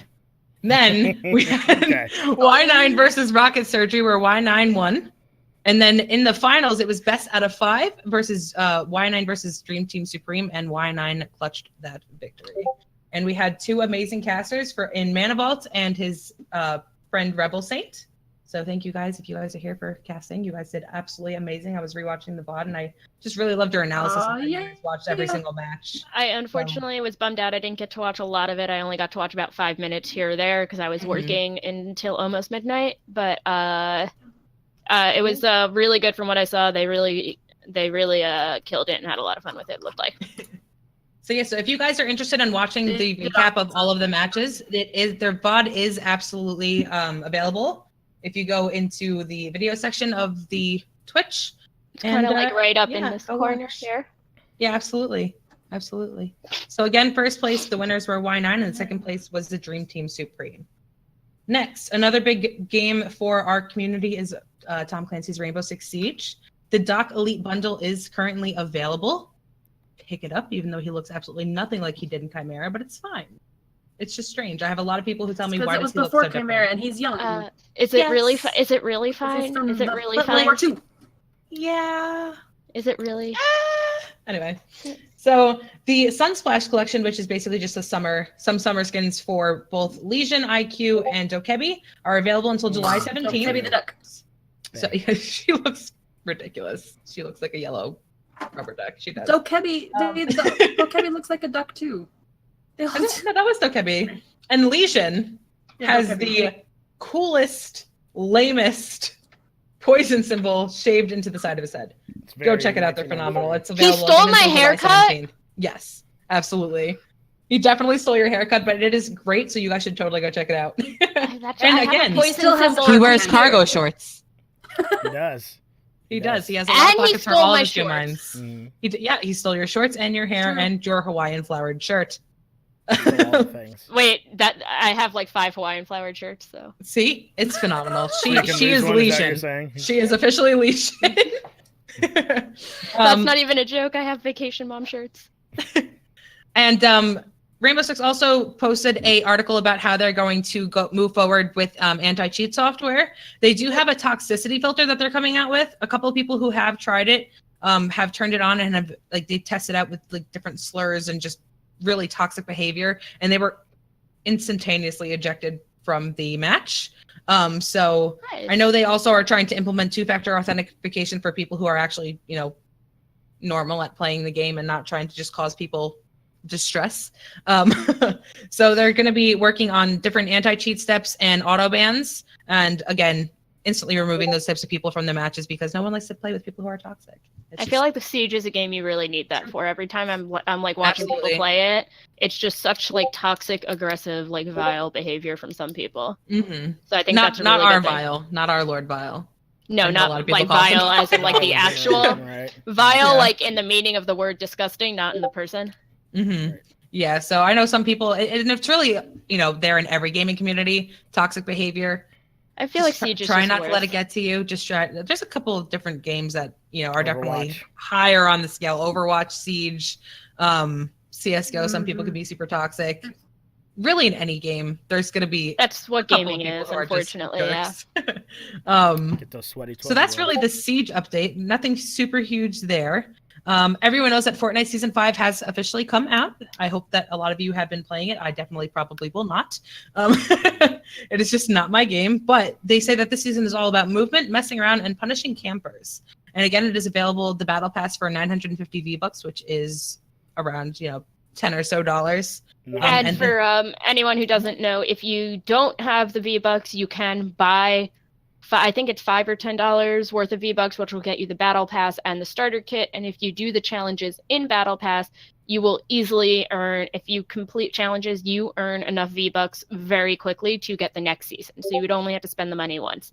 I bought Season Also 4's true. Battle Pass a week before Season 4 ended, and I completed enough challenges to get Season 5 without having to spend money. So it's very doable. Thank you for that. I don't know too much about Fortnite. Yeah, so it's very doable. So if you do buy it, you only have to spend the money once as long as you keep up with your challenges. Yes, and the theme for this season is kind of like a Worlds Collide kind of thing, futuristic, different drifts everywhere. They have like a beach day, Norse mythology, military kind of stuff kind of all thrown in there. The Battle Pass does include skins, harvesting tools, emotes, toys, contrails, gliders, loading screens, sprays, and icons. So a bunch of different cosmetic things that you can get with the Battle Pass, as well as, you said you can earn a little bit of V-Bucks here and there. Rachel, can you explain some of the seasons in Fortnite? So I can try. I only started playing Fortnite like a month ago, so I started in the middle of Season 4, so I'm still learning about it a bit.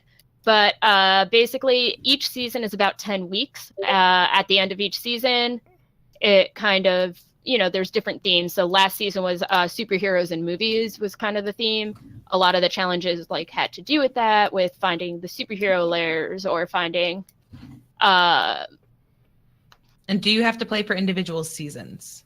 So yeah, so each battle pass is for each season. So Season 4's Battle Pass, if you got it and you didn't complete it and you didn't earn the V-Bucks, you lose that. It's done. Right. You don't have a chance to go back to it. You don't get to go back and earn any of the rewards from Season 4.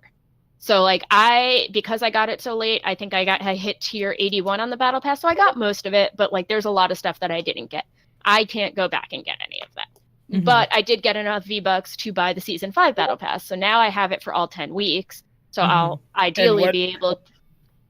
Sorry, what, Ed? No, I just was going to interject that. And depending on some of those skins, they do end up bringing back in the store. So if you saw one that you really wanted to get and you didn't have the chance to get it, you can. Yeah, you'd have to spend real money on it, but I mean, that's something to do every once in a while too. And they're always bringing back certain. Exactly. Right. But for the Battle Pass, every day. Yeah, so yes, the store changes every day. Mm-hmm. I think it's so every you 2 have. days. I thought it might be 2 days, but they might have fixed that. Yeah. That's and they do bring in, like you said, old emotes and styles and all this stuff back.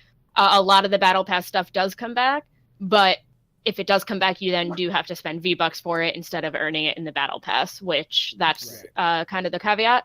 But that's kind of how the seasons work. You have 10 weeks to complete challenges. You can buy the Battle Pass at any point, and you have as much time from when you buy it to the end of the season to complete it. So like I said, I bought mine 10 days before the season ended, and I'm not even good at the game. I completed all but one challenge in the Battle Pass. So it's not impossible. Definitely not impossible. And Definitely. as long as you complete enough to get 950 V-Bucks, you can get the battle pass each season. So that's kind of how the Yes. seasons work, and the theme and story of each season changes at the beginning. Cat Girl had the question, what's the new stuff now that's the new season? The crack portal things scare me because I didn't expect them. They've added toys, I mean, right? Martha- Like basketball. Yeah. So they have golf carts. Golf. They have they have the rifts in the in multiple places in the map where I think Rachel told me that if you entered the rift, it will actually shoot you back up to the sky and you will fall. So just like there's the crack in the sky, Mm-hmm. and if you go through any of the rifts or portals you find on the ground, you shoot out of the crack, like as if you're dropping again. But when you instead of dropping like normal, you kind of shoot down. You drop real fast, and you don't get forced to pull your chute until basically you hit the ground. So you can get way lower. So it's really good if you can find it while you're dropping, go through one, and then you can just kind of shoot under people.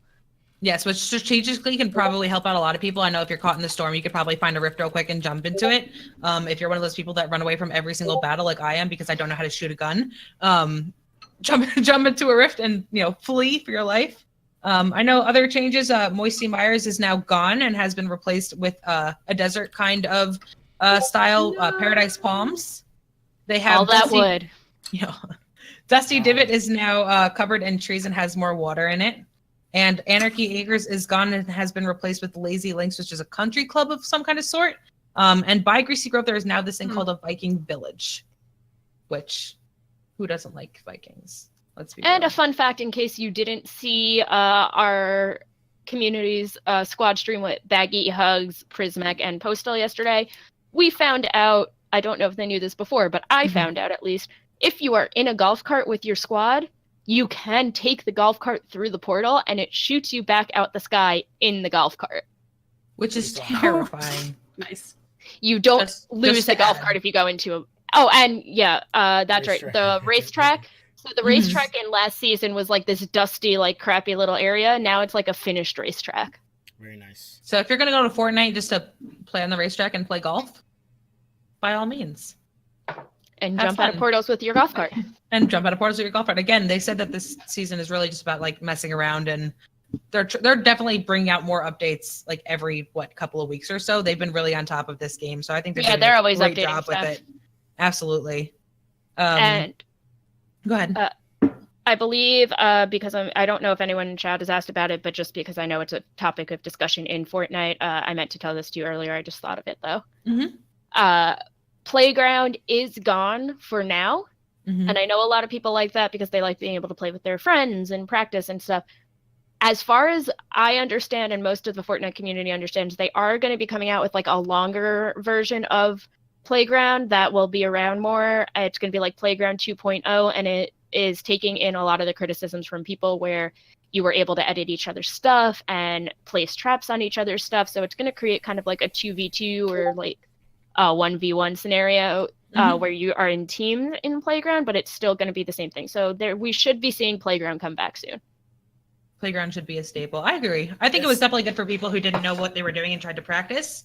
Because I used it to try to practice, and let's just be real, it didn't do much for me. But I mean, it was great. Prismac and I used it a lot. Like half the time we'd just like be trying to kill each other, but then if I was like, hey, I really don't know how to use this, he'd be like, oh yeah, just do this. And yeah, that's like pretty much what me and Eddie did. But then I shot him down from his tower. It was great. I mean, really, like one time I was playing with Prismac and I was like, I don't know how to snipe. Like, I'm not good at this. He's like, all right, I'm just going to run back forth on this platform, and you just need to lead your shot, and you need to do this. Right, and I learned how to that's snipe. why a lot of people want to be a permanent mode, because So the I only way you believe it can was. do that is to start up a match and hope you don't get shot in the first 5 seconds if you want to experience it or Absolutely. play around. So I mean, So I think we will be seeing version 2 of Playground. It became a limited time mode because there was a lot of complaints about certain things, and I think that they're going to be rectifying those and bringing Playground back. I think that's phenomenal. I think this is definitely a beneficial thing for people. That's what's been talked about, at least. Cool. Well, hopefully they do that. Moving on to Overwatch, they do have a new hero. His name is Hammond, also known as the Wrecking Ball. He is a tank style player. Apparently, Is he a his age dinosaur too? He is a hamster in a wheel. I was making a Jurassic. He's I was making a Jurassic hamster Park. wheel. I was making a Jurassic hamster Park. wheel. No, I know. It'd be cooler if he was a dinosaur. Could you imagine? Actually, Yeah, just because a lot John of Hammond. he definitely got a lot of flack for being this tiny little hamster. Everyone was super hyped around this character. He comes rolling in his tank, I saw it. I stops, remember the and then release. it's like Hamtaro popping up, and everyone was like, "What? Like, that's what we waited for?" But RG! a Sorry, I couple didn't mean people to have been interrupt you, playing. but- No, it's fine. A couple people have been playing it as him, and there hasn't been like super negative feedback that I've I've heard seen. that people kind of enjoy it. Like, Yeah, he's they fun. kind of enjoy him. There was also an article before that said some monster figured out that you can headshot the hamster. So that was pretty silly. But again, his age is 14. He is a mech pilot and mechanic. His base of operations is the Horizon Lunar Colony and Junker Town. And his abilities are the quad cannons, a roll, which obviously in a hamster, he would go into the hamster ball and use it for speed. A grappling claw, minefield, where it just shoots out mines everywhere, an adaptive shield, and pile driver, which allows him to slam into the ground to damage and launch his enemies into the air. So I don't know too much about Overwatch. I played it all of a couple of times. I had fun the couple of times that I have played it. I know the previous hero that they brought out before him was Bridget, I think. But yeah, Yeah, They Bridget, have a Brigitte, however you want to yeah, say it. they have a bunch of different heroes and stuff. I think between like healers, tanks, and defense and offensive players. And we are indeed having an Overwatch tournament next weekend on Friday the 20th at 9 p.m. There's definitely going to be a lot more details and announcements to come with where you can sign up for your teams, and it'll be all in the Discord. So look out for that. Now you guys know, so go get your teams ready.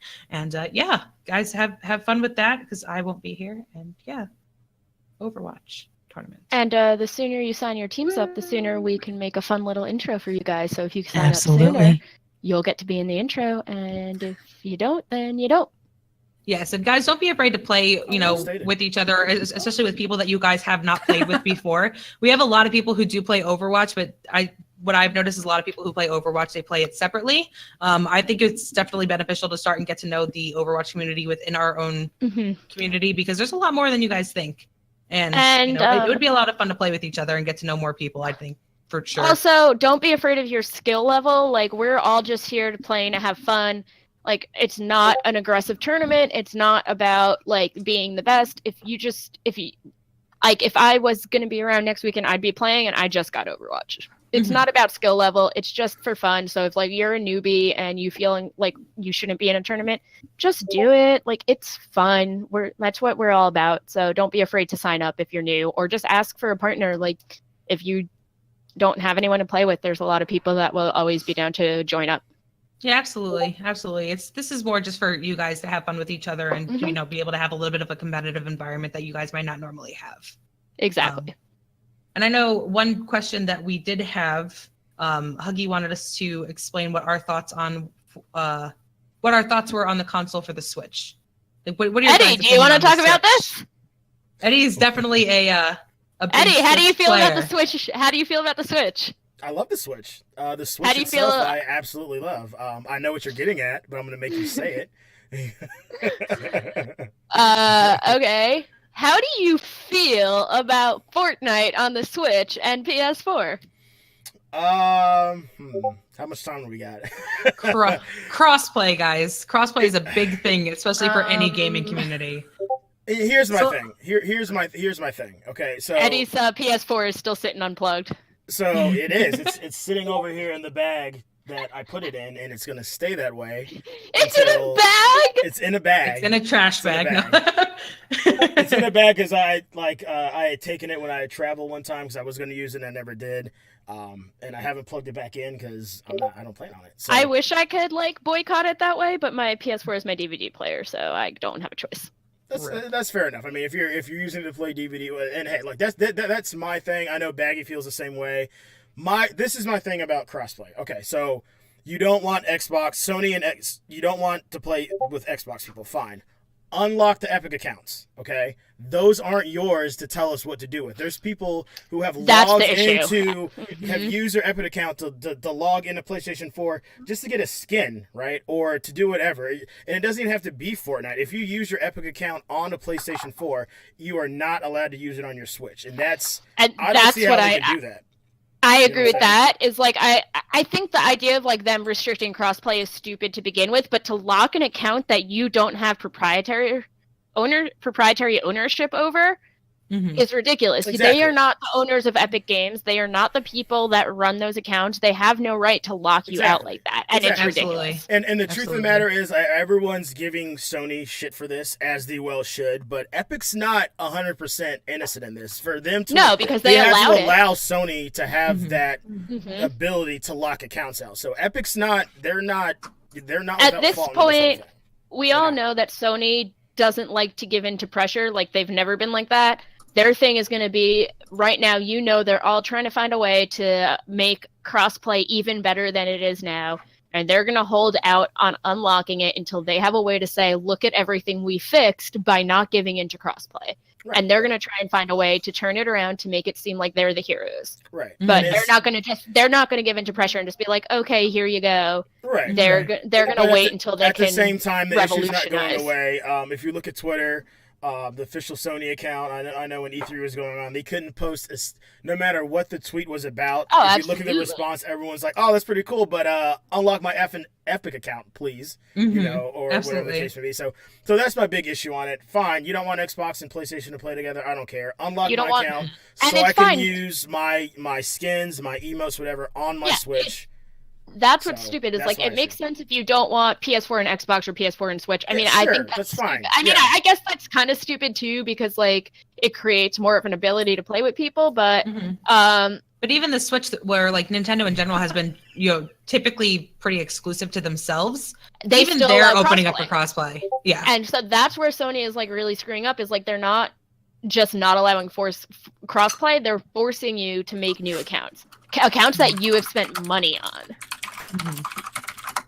Yeah, and it just really irritates me because there was never a warning or anything like this. If they were like, "Yo, if you do this, just so you know, you're in the PlayStation ecosystem, you can't get out. Do you want to proceed?"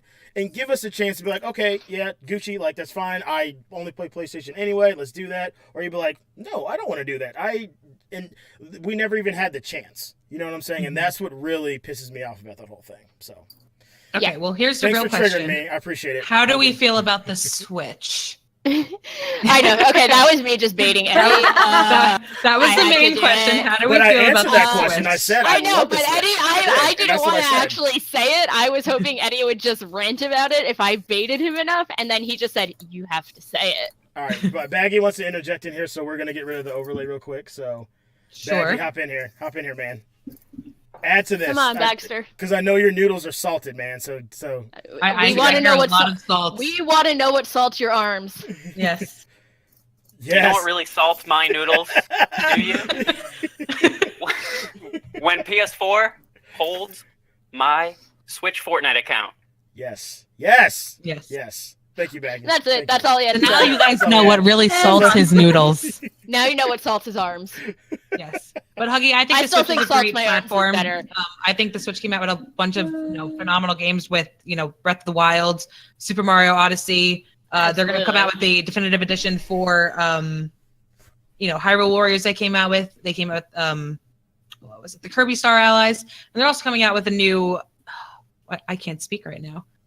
Super Smash Brothers. Thank you. Super Smash Brothers. Super They're going to Smash come out with Brothers that. should Everyone be is really super. It's going to be super amazing. hyped for that. It is the It's first going to be time incredible. That you have every single Smash Brothers character That in is one going to be game. the game That's that makes me gonna get a be capture. amazing. It's going to be a giant ass game that you guys did definitely play. And I think if enough people definitely get the game, especially with how, the Nintendo Switch plays and the online play that it now has, friendships are going to be ruined. I think the other thing that Switch needs to get a lot of credit for, though, is that, like, you listed all, like, first-party titles, and that's always been its thing, but what Nintendo is killing it right now is bringing in awesome third-party titles, adult titles. Oh, absolutely. I mean, you've got Doom, Absolutely. you've got Castle Wolfenstein, the new Colossus, you've got Axiom Verge, you've got...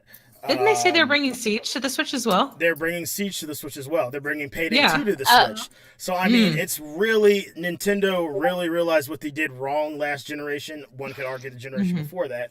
And you can tell that they're taking the steps to do that. So, I mean, I love the Switch. I mean, I absolutely love it. I play it all the time. I mean, you can play it on the go. So... Yeah, Switch which is itself, something that I Nintendo has absolutely love. always been friendly to. We They've have a always been question. friendly to bringing the console outside of your Mhm. house. Yeah, we do have a question from Lina Roscoe. Has there been any other games that allowed cross progression, and why is it an issue now?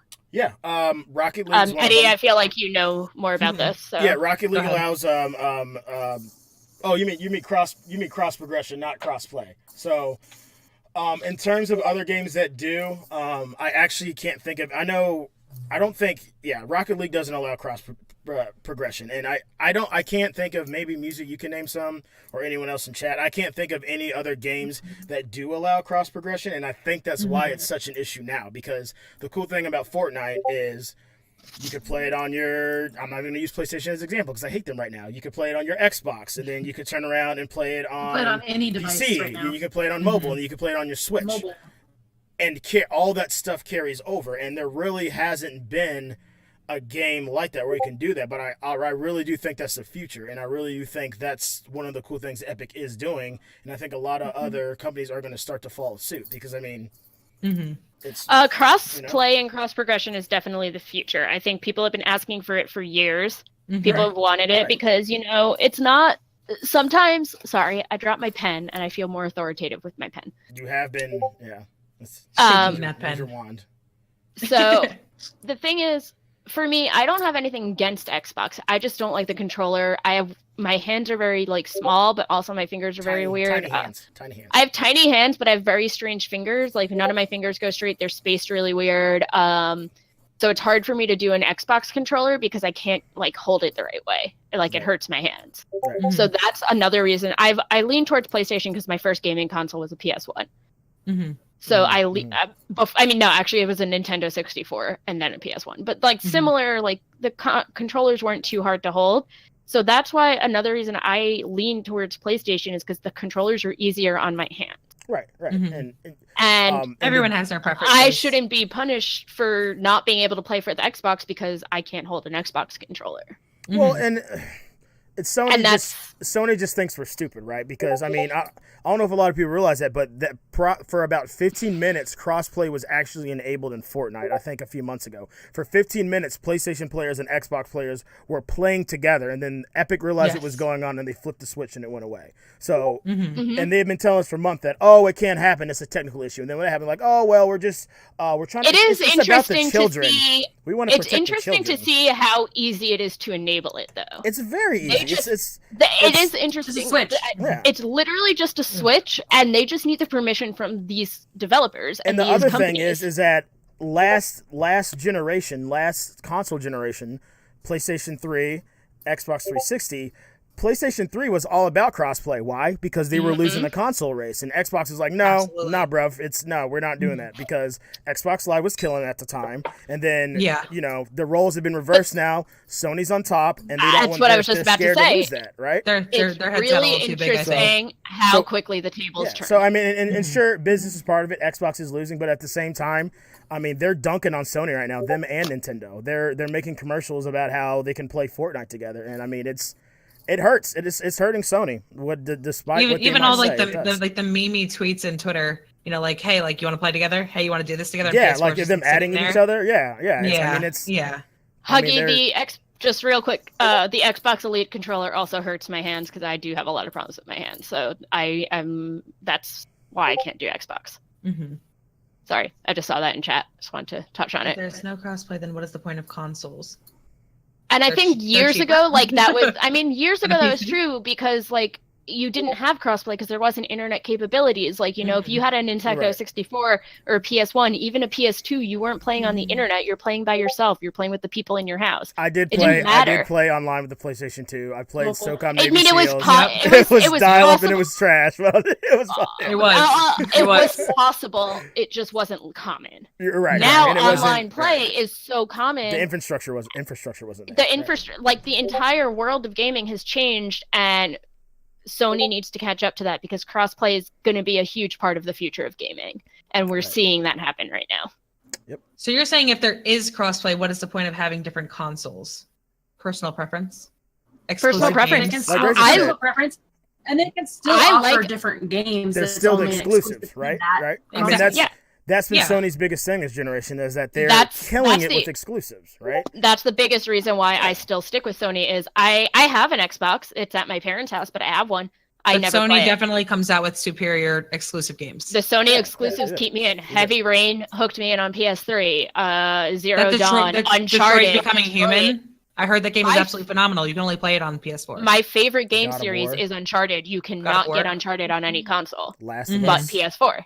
Last of Us is Yeah. PS4. I mean, hey, I would love to play God of War. I would love to play God of War. It's just not going to happen anytime soon because this is the one thing I can do that, you know, this is my stance on it, you know, and it sucks, but at the Yeah. same time, it's not cool. They need to unlock my damn account. Please do it yesterday. So And again, it comes back to if you really want to restrict crossplay, fine. I think it's Mhm. stupid. I think it holds back on the future of gaming.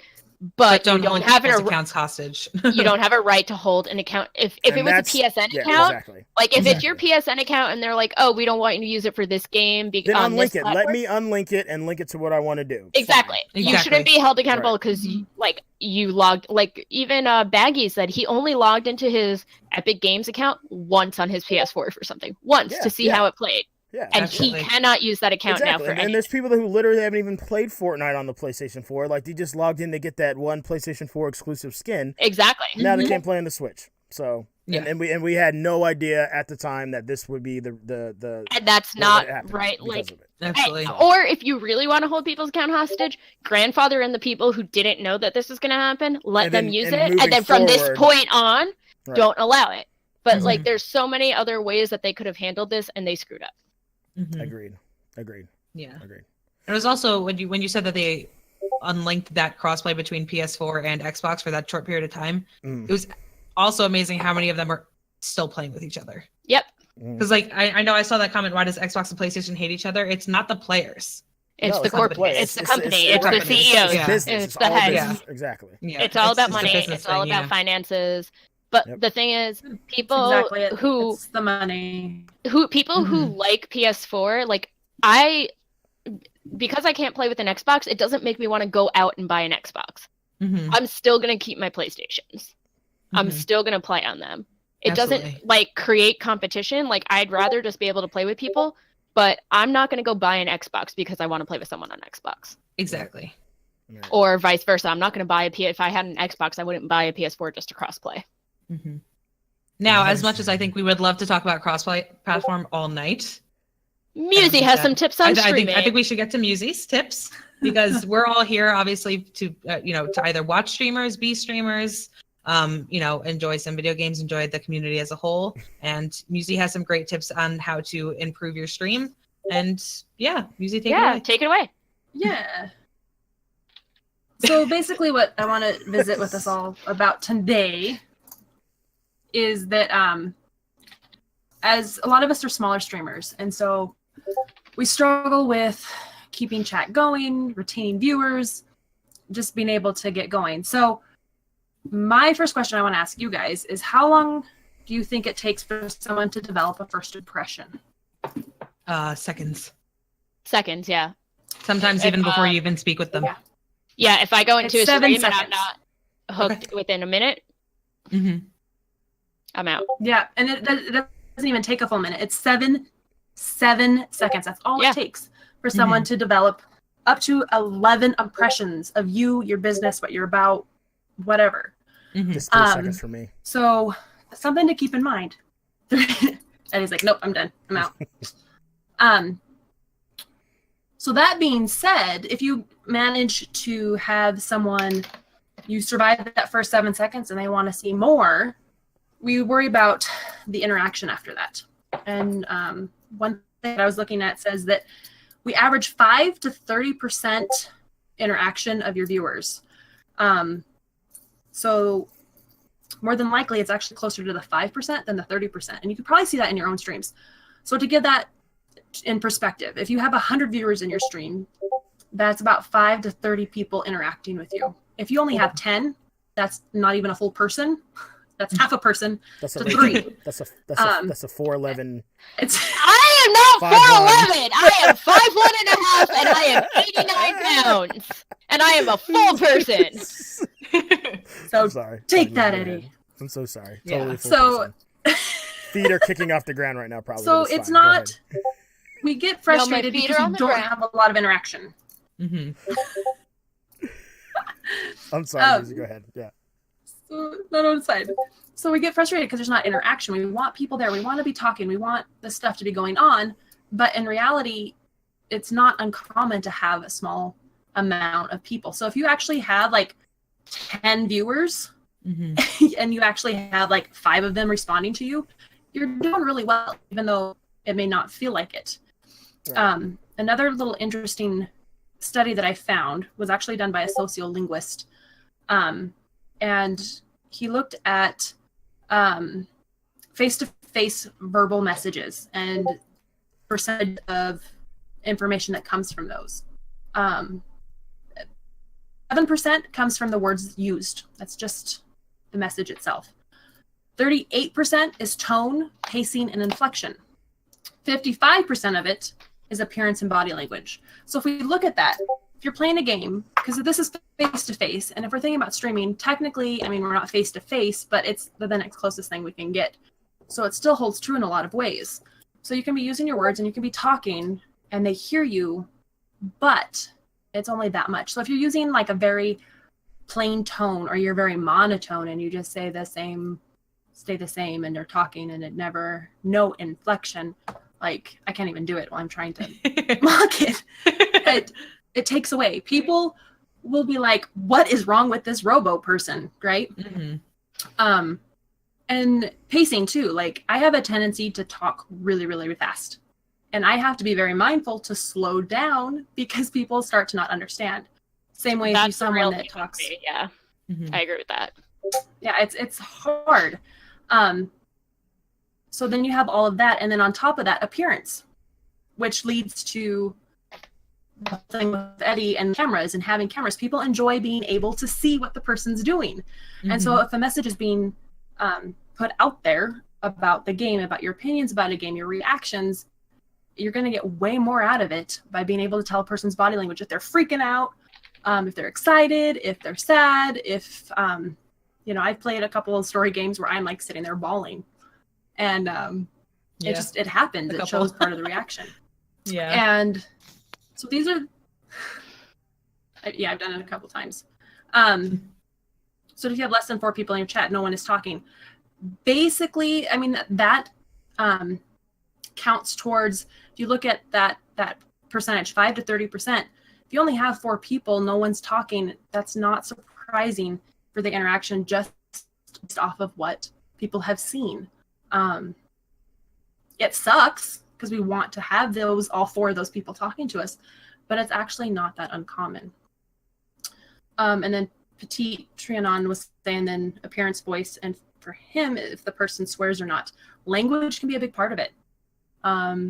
If you go into a stream and you just see somebody and they're just kind of sitting there and they're playing their game and no reaction, flat affect, and blah, blah, blah, blah, blah, people probably aren't going to sit there and watch. There's nothing to watch.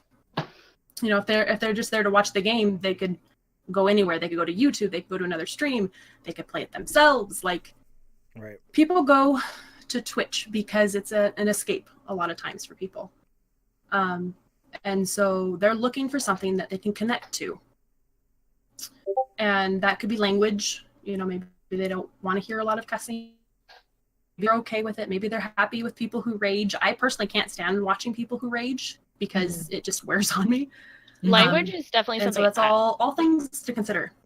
I just want to chime in because it's something I think about because I tend to tendency. You've all been in my streams. I don't rage. I have a potty mouth. Same. I curse like crazy, and it's really, really hard for me not to. And I try and be aware of it on stream. I try and hold back, but it always comes out, and I always think about that. So, like, that's a very real thing. Like, it's something you do need to consider.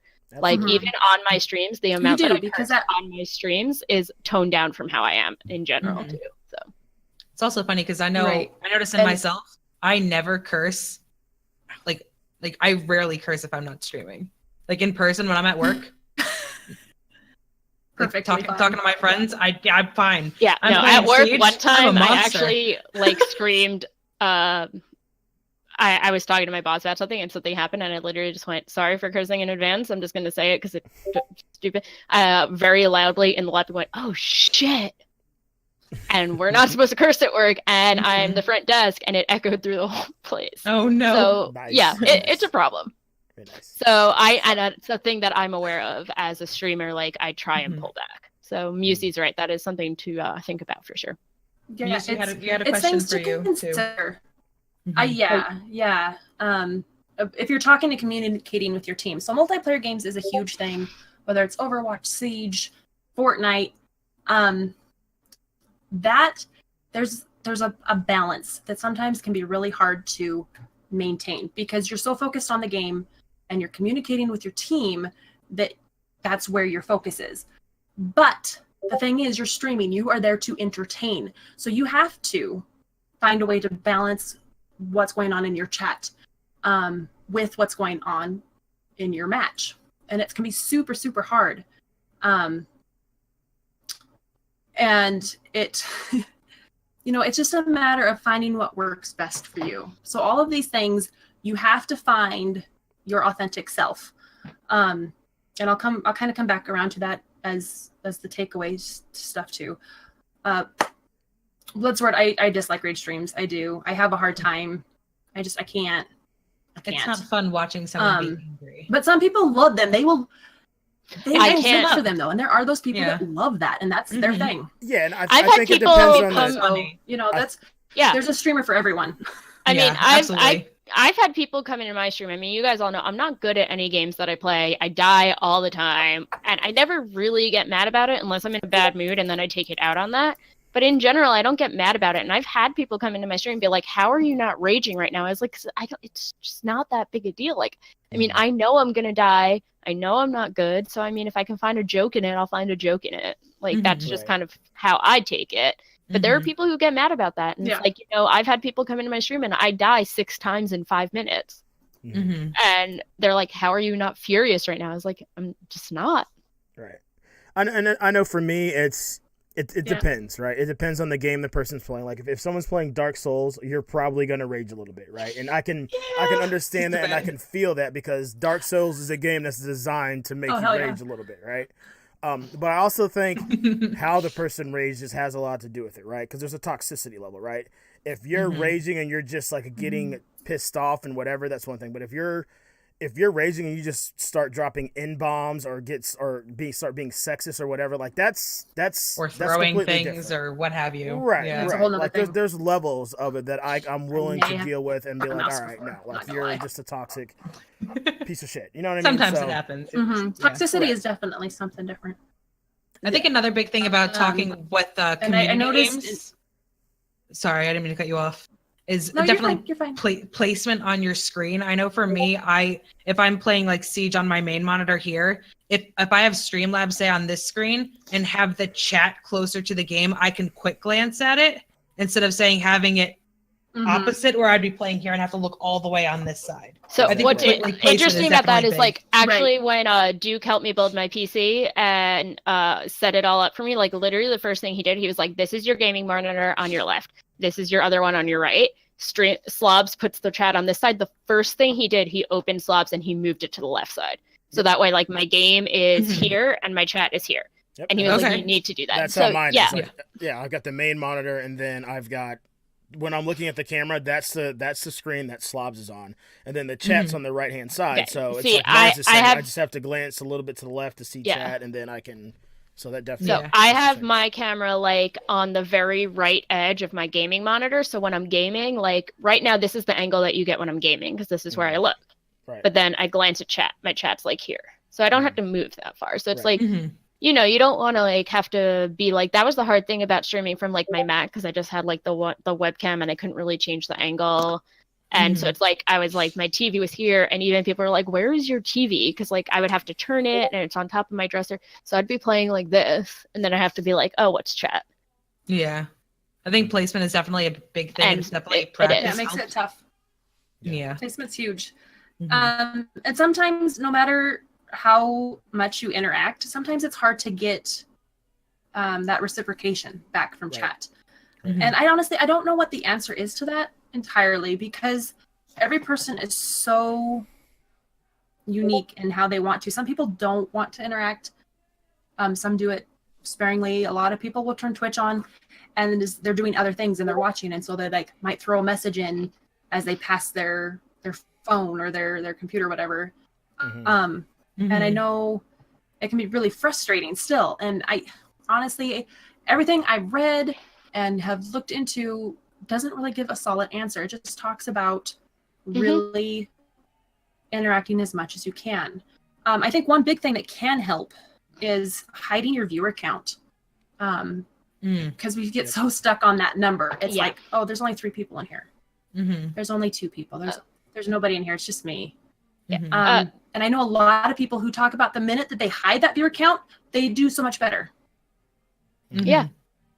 I know, I personally, there's just a I question from Tatia right now, and I don't know if anyone else has an answer to it, but I would like to take it because believe it or not, I am an introvert. I don't like to like hang out with people and talk to people, and like, you know, I can only, even Natabu, who's one of my best friends in real life, like she even knows, like if she invites me out on like one day in the week and I'm out all day, like I'm not going out the rest of the week because I can't handle that.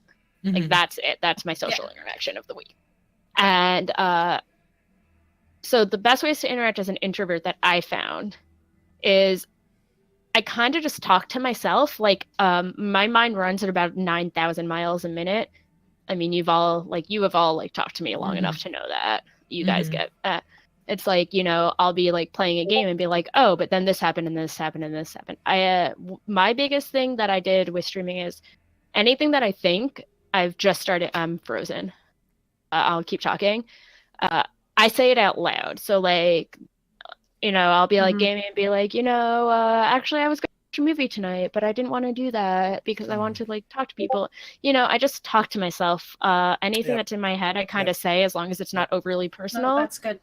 Yeah, talking to yourself is really good, I think. That's it. And you know, sometimes awesome.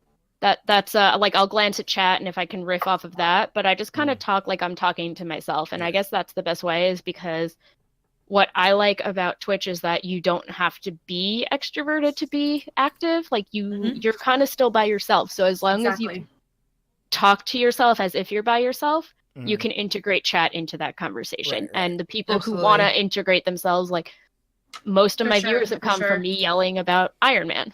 Right. Right. And that's cool because I can do that if no one's in there. And and now go. Yeah, exactly. It's I'm also very much an introvert. Like I don't even go out once a week, so you're ahead of me. Same. Like, I mean that's on average, not like But yeah, so it can be hard because it feels really weird to open yourself up as an introvert because we don't want to do that. And so really it's just you're talking, and like Slat said, you like talk about, oh, I was gonna watch a movie, and you might trigger somebody to be like, hey, what movie? And there you have a conversation right then and there. And something you can riff off of. Now I want to touch on, before I want to come back to this, but I want to touch on something Diamond Tomahawk said, which is, I think I should quit. I'm not good at streaming or talking. I stutter a lot and pause when I'm talking to think. There's nothing wrong with that because you're talking. That's the point. It's when you're sitting there and you're not doing anything, no response, nothing to give to your audience, that's when there can be an issue. If you are communicating with them, and whether it takes you 5 minutes, well, I mean, not 5 minutes, but you get what I mean. Like, you don't have to be like, super fast about responding. You can think about what you want to say or how you want to say it. I do this a lot. And there's nothing wrong with that. That's just you. It's about, again, being your authentic self when you're on stream. I think don't ever force yourself to try to get that out. And I think the other thing you should realize, Diamond Tomahawk, is that you're not the only person that stutters or has to stop and think when you talk. I mean, there are viewers that see that and they're going to relate to you because they're probably the exact same way. You know what I mean? I did it 5 minutes It doesn't ago. come out a lot on my. It doesn't come out a lot on my stream, but I do have a stutter. I've had it for years. I went to speech therapy. I had a lisp. Like, I do have speech impediments, and if you talk to me long enough, like, I mean, I think in voice chat, you guys have all seen it. I get stuck on words, and I just say the same word over and over until I go back to the beginning of the sentence because I can't get off that word unless I stop saying it. Right. And like So, with me, and that's happened. Yep. Yeah, it's happened to me on Reset stream. your brain and start You over. have to reset your brain sometimes, and that's always hard. And it's hard. Like, it's something that I'm self-conscious of. Like, I lisp all the time, and I hear it more than like anybody else. But like, you just like everyone's saying, be your authentic self. Sometimes like having a stutter is part of that. Having a lisp is part of that. And Eddie, you wanted to say something. You're below me, actually. Oh no, I was just chiming in with saying how like sometimes my brain works faster than my mouth, so a lot of things I'll just blubber words or just like. And I mean, you guys have played with me before, and you'll make and you guys will poke fun at it sometimes, and I'm totally okay with it. Like I'll just completely just mangle a word completely, you know what I mean? And it happens. It happens, you know. For me personally, I'm a crazy person, so I talk to myself off stream all the time. So for me, it's easy to make that translation when I'm streaming. But if you're not, I mean, honestly, just practice talking to yourself around your house. Like it sounds silly, but like literally just narrate what you're doing. Yeah. You know what I mean? And then I don't necessarily say a lot of it out loud. Like I have conversations with myself in my head, but when I'm off stream, I keep it in my head. When I go on stream, like if I'm having a conversation with myself, I just have it on stream. Like if I I'm literally thinking... talk out loud to myself all the time. I mean, I do that, but like you know, on That's stream, like sometimes like I will like be sitting in bed and just like watching something because I always have my TV on unless I'm streaming. Like my TV is on 24/7 unless I'm on stream. So like I'll be like watching something and I'll have a conversation in my head with myself. But if I'm on stream, I don't have that conversation in my head. I just have it out loud. And I think that helps. And it kind of comes back to a question I saw earlier. I don't know if I know you were going to touch on this. I know we talked about this, Musi, so I don't know if you want to go into this. Hoinma asked, what if you have like 4 people in chat and no one's only 4 people in your channel and no one in chat? And I know you had some tips on this. Yeah. Yeah, I mean, it's hard because we want those 4 people to be interacting with us. And it's even more difficult when maybe 2 of those 4 are bots. There's a lot of you bots out there, and it's really frustrating because you're like, oh, cool, there's someone watching, and then no, it's actually just a bot. Or someone's lurking, cool. you know, because you've got multiple streams open and they like want to give you the viewer, but they're too. not there to chat. Exactly. Yep. So, the things you need to think about: you are the entertainment.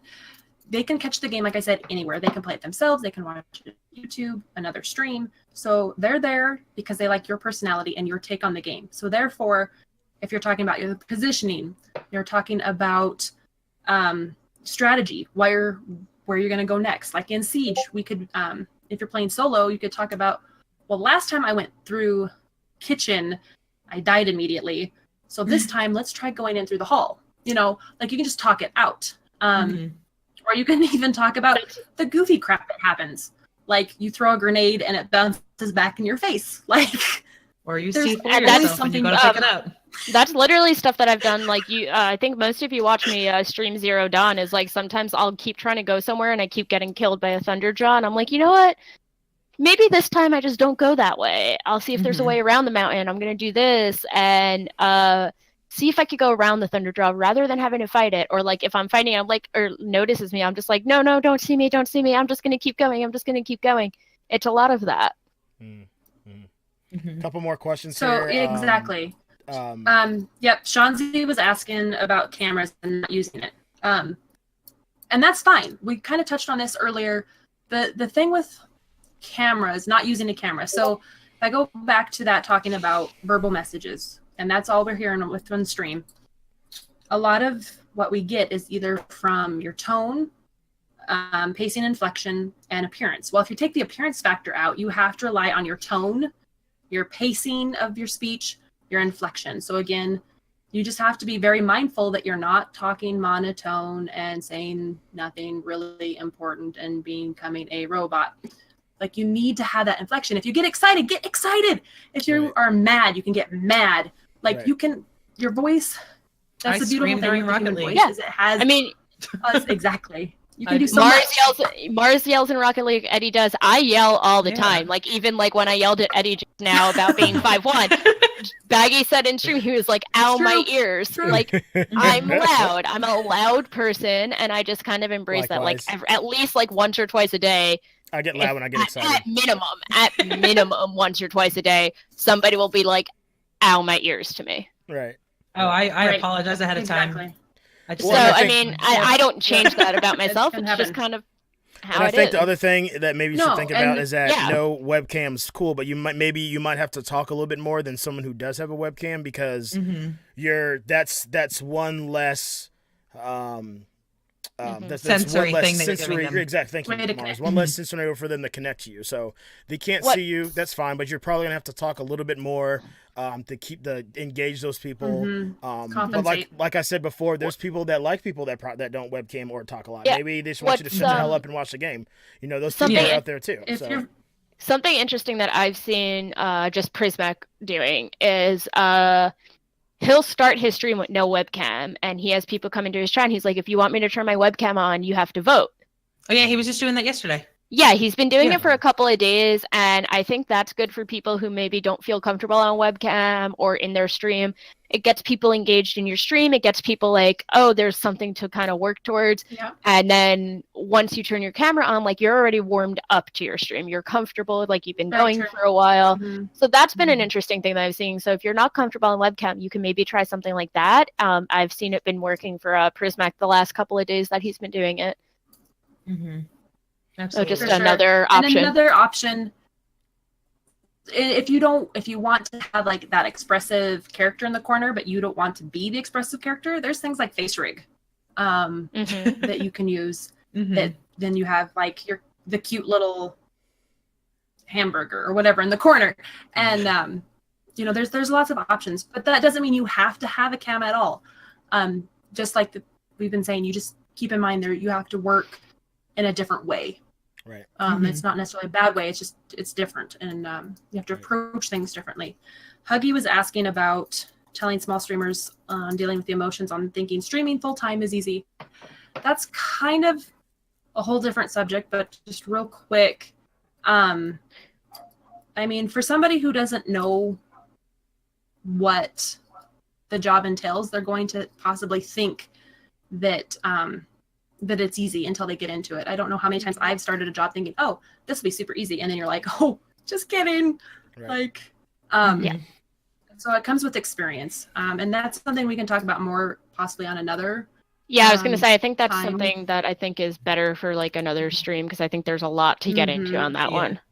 A lot to unpack. Can I just say as they something real quick? Easy way for people to deal with hearing their own voice. Yeah. I think Is there? a Because lot I'd of love the to know. stuff- A lot of the stuff that I'm reading in chat about your guys' questions are all things that are very self-conscious questions. And I think you guys Mhm. just maybe want to think about stop trying to be the best streamer and just be the best yourself. you. Be the best. I- A lot and I of these think- things are you're Yes, you're Mhm. self-conscious over how you look, you're self-conscious over what you sound like, you're self-conscious whether your cam on your screen is too big. Yep. You got to do something that you're enjoying. If you're not enjoying the game, don't play a game just because it's popular. Yep. I don't play Fortnite because I hate it. And I you'll play notice something I enjoy. you know? I almost Go ahead. never Exactly. stream Fortnite by myself. yeah. Like I never ever stream Yeah. solo at No. Fortnite because like I'll play it solo on my own just to get stuff done.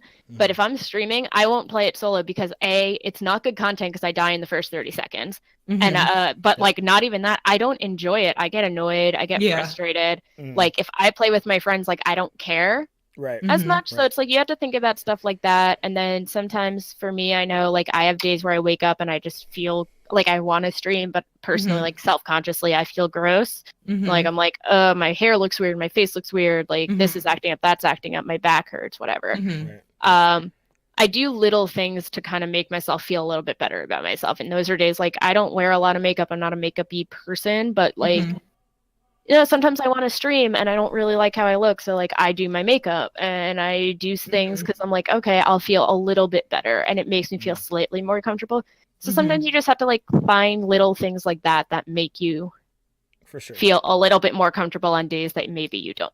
And I think like a lot of things in life, it's about balance, right? Like Mhm. you don't, like Mar said, don't stream a game just because it's popular. But at the same time, if you're going to stream a Right. game that you want to play, be expected to maybe not have a lot of views because maybe it's not a game a lot of people want to see being streamed. But at the same time, you can be surprised. Like, I like to stream scary games, you know, and like Dead Space, Resident Evil, you'd be surprised how many new people pop into my stream and are like, I just wanted to see someone play this game today, and like that's how I found you. You know what I mean? Yeah, I mean that happened you try. to me last week. I was streaming Fortnite. I think I was playing with Baggy or Prismac. I don't remember. And I left that because I wanted to play this game that Baggy had recommended to me of What's Left of Edith Finch. And not because the numbers matter, but like if you want to think of it like that, I was averaging playing Fortnite like 12, 13 viewers, something like that. I switched to Edith Finch. I dropped to 5. Yep.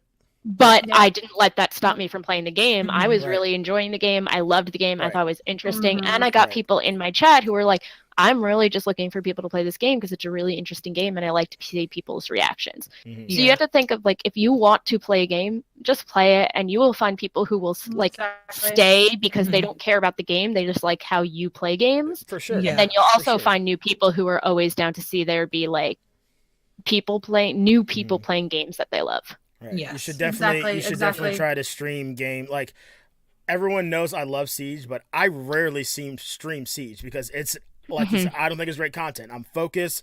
I don't talk a lot. I don't interact with chat a lot. Sometimes I get tilted.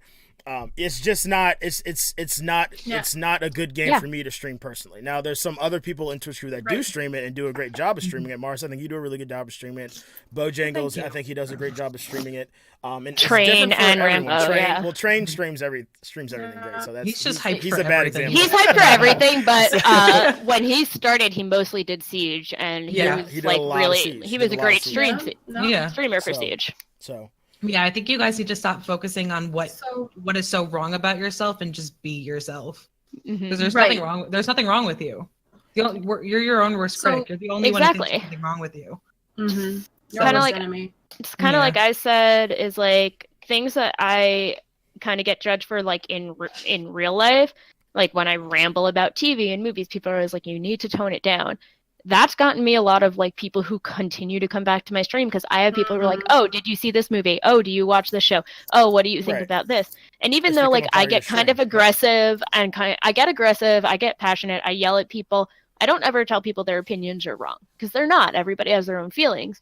But people know like if they come into my stream, I'm gonna get passionate about something and I may yell and it just but it keeps people coming back because they know like say some new movie comes out, they can come and ask me about it.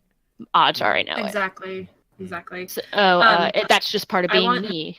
And Musichele, continue. Sorry. Yeah.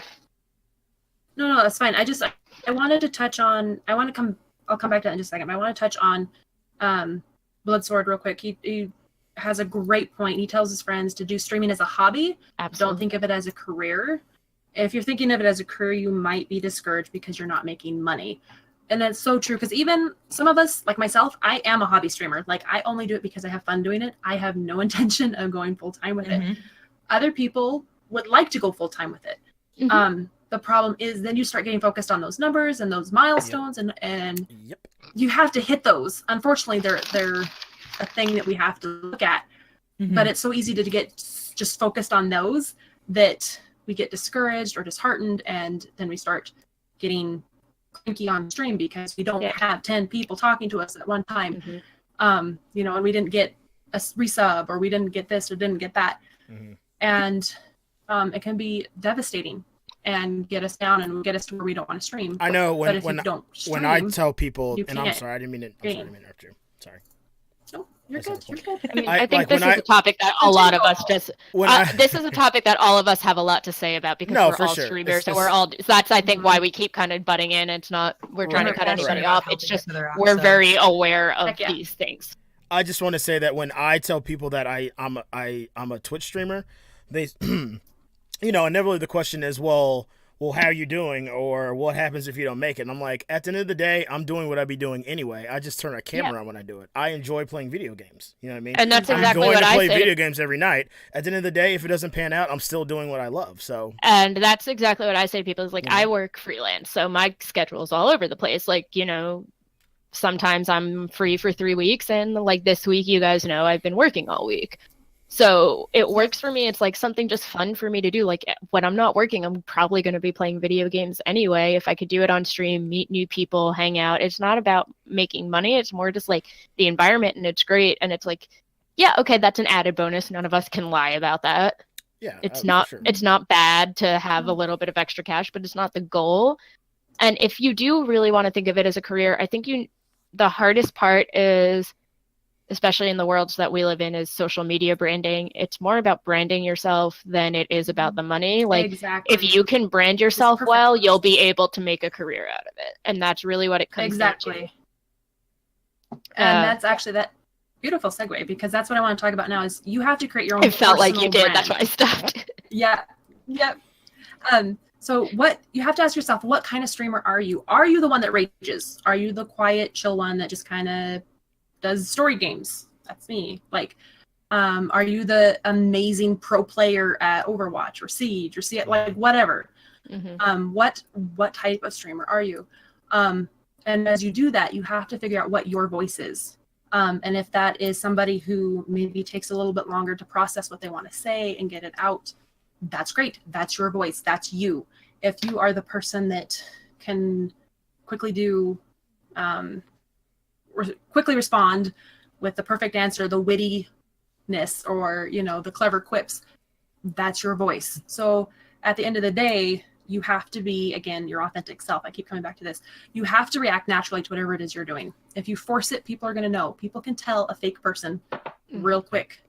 And if you aren't being honest to yourself and you're not being honest to your stream, nobody's going to want to hang out because they can go somewhere else and find what they're looking for. And that's the unfortunate part about Twitch is there's so many people doing the same thing. You can easily go somewhere else. Mm-hmm. And something I've noticed, I guess, in the last week, so I'm fairly new to streaming. I'm pretty sure you've all been doing this longer than me, but I think I started like really streaming gaming like the second or third week of April, something like that. So I'm still fairly new, and this is something I noticed in the last week because I was in a really bad place in the last week and a half, 2 weeks. My stream's quality, like, if you want to talk about numbers, was lower because like my mindset wasn't there. And you could tell, like, when I'm in a good mood and I want to be streaming, I just talk nonstop. I ramble. I talk about things that nobody knows about. Whereas like in the last week or so, my streams have been a lot quieter, and I've been noticing like stuff like that having fall off. And if like numbers are, I don't think you should focus on numbers, but you should also focus on yourself. If you're like having a day where you're like, I don't want to stream, but I have to, your stream probably won't be doing as well because of that. And it's something I've noticed in the last week or two with like my own stuff. But that's also something that popped up in the chat before, like Bile said, how depression really does affect your stream. Yeah, it does. If you don't want to stream because you're depressed or you're having a bad day, don't force yourself to stream unless you're doing it for yourself. Yeah, because if you force yourself to stream, it comes off, and it's definitely come off in my last couple of streams. Not that I was forcing myself, but it's like sometimes I feel like I'm not being I feel like I'm not being productive, so I'll be like, oh, if I stream, like I'm doing something. But then I feel like I have to stream, and I'm just like not enjoying it. And so you have to think about that. So it also comes down to like where you are personally. And you have to take care of yourself first, because if you're not going to take care of yourself first, it's going to show in your streams. It's going to show to your viewers. People aren't going to watch you. Your numbers are probably going to go down, which is probably going to inadvertently affect you, which is going to make you even worse. Don't do it unless you're doing it for yourself. And don't be afraid to say something. Yeah, absolutely. If you're not going to be around to stream because you're having you don't even have to tell people that you're dealing with depression. Just say, hey, I'm not going to stream for a couple of days, and take care of yourself. It always, your stream is who you are. So if you're not in a good place, it's going to show. And so, yes, it's better for you to take 4 days off, 5 days off, a week off, and take care of yourself, and then come back and create the content that you want to create, rather than force yourself to create content that is not you. Exactly. And I think another thing that I think a lot that you have to be very careful of, and I know me myself, I'm guilty of this, is to realize that your journey is your own journey. You know what I mean? Don't get caught up in how another streamer is doing, what kind of numbers they're getting. You could be doing this for years, say, and you're not getting views, and someone's been doing it for a couple months and they're blowing up. Like it's really hard to not get stuck into that and to compare yourself and be like, well, they're doing it. What am I doing wrong? They're doing it so well. Like, there's, you know what I mean? Like, everyone, your path is your own, your journey is your own, and it's going to be different for everybody. So, and like I said, I'm really guilty of this. Musi, you and I had some conversations about it. I get really down on myself a lot sometimes. You just have to realize that your journey is your own and that you can't compare it to anyone else's. You know what I mean? feel like that's just human nature, though. Is like Oh, we all absolutely. like, well, It is. Absolutely. it is, and it's hard. It And really you know, is. there And are streaming is some not- people who are gonna be better at branding themselves and promoting themselves than that. And you know, that's the world that we live in now. If you can do that, you're gonna be better at something. Unfortunately, not because necessarily it's because you earned it, just because you're better at XYZ. Right. And exactly. you just And it's, go. Go ahead. I don't know. This is your. I was just segment. gonna say, Take it away, girl. This was my I don't know if any of you have been noticing, but I've started kind of like a daily self appreciation post in I did. the Discord. Which are phenomenal, and by the way. today's Yeah, very good. thank you. Today's was exactly that Eddie was touching on, is what I refer to as someone else's highlight reel.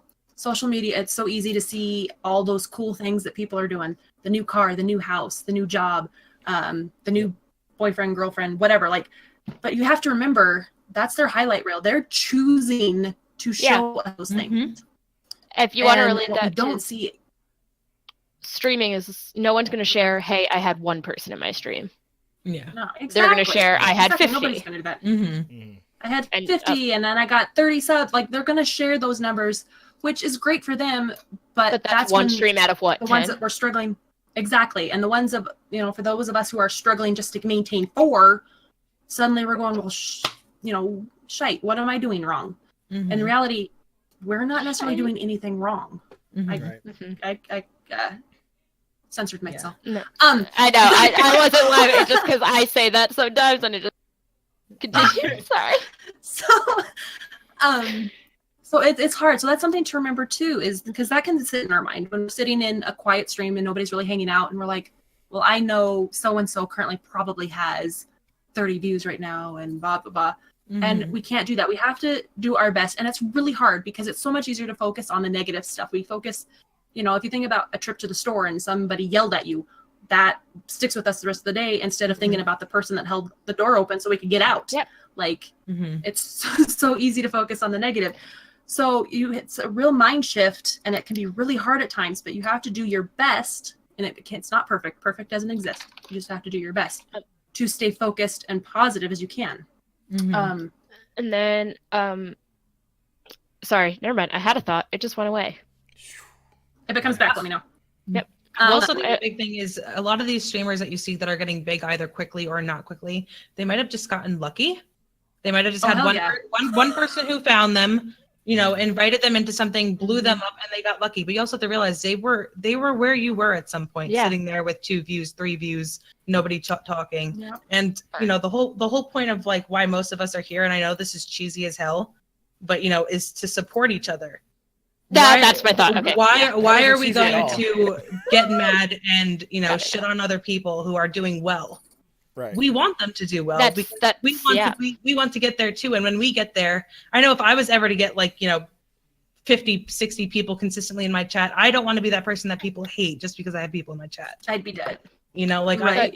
that like I think that'd be insane. The whole point of why we're here is to, you know, to help each other grow and to support each other. And again, I know it's cheesy and I know I'm cynical 90% of the time, but it's the truth. Why are we going to spend our energy? It's not really cheesy. It's just kind of like, I mean, You're not wrong 95% of the time. The reality of streaming now is you won't be a successful streamer unless you support other streamers, because people aren't going to come support you if you don't support them. Yep. Yeah. So like, yeah, you'll have people who come into your chat who don't stream and just are there to hang out with you. But for the most part, streaming is about supporting other streamers. So you shouldn't get mad at people or like down on yourself because somebody had 100 viewers last night and you only had 2.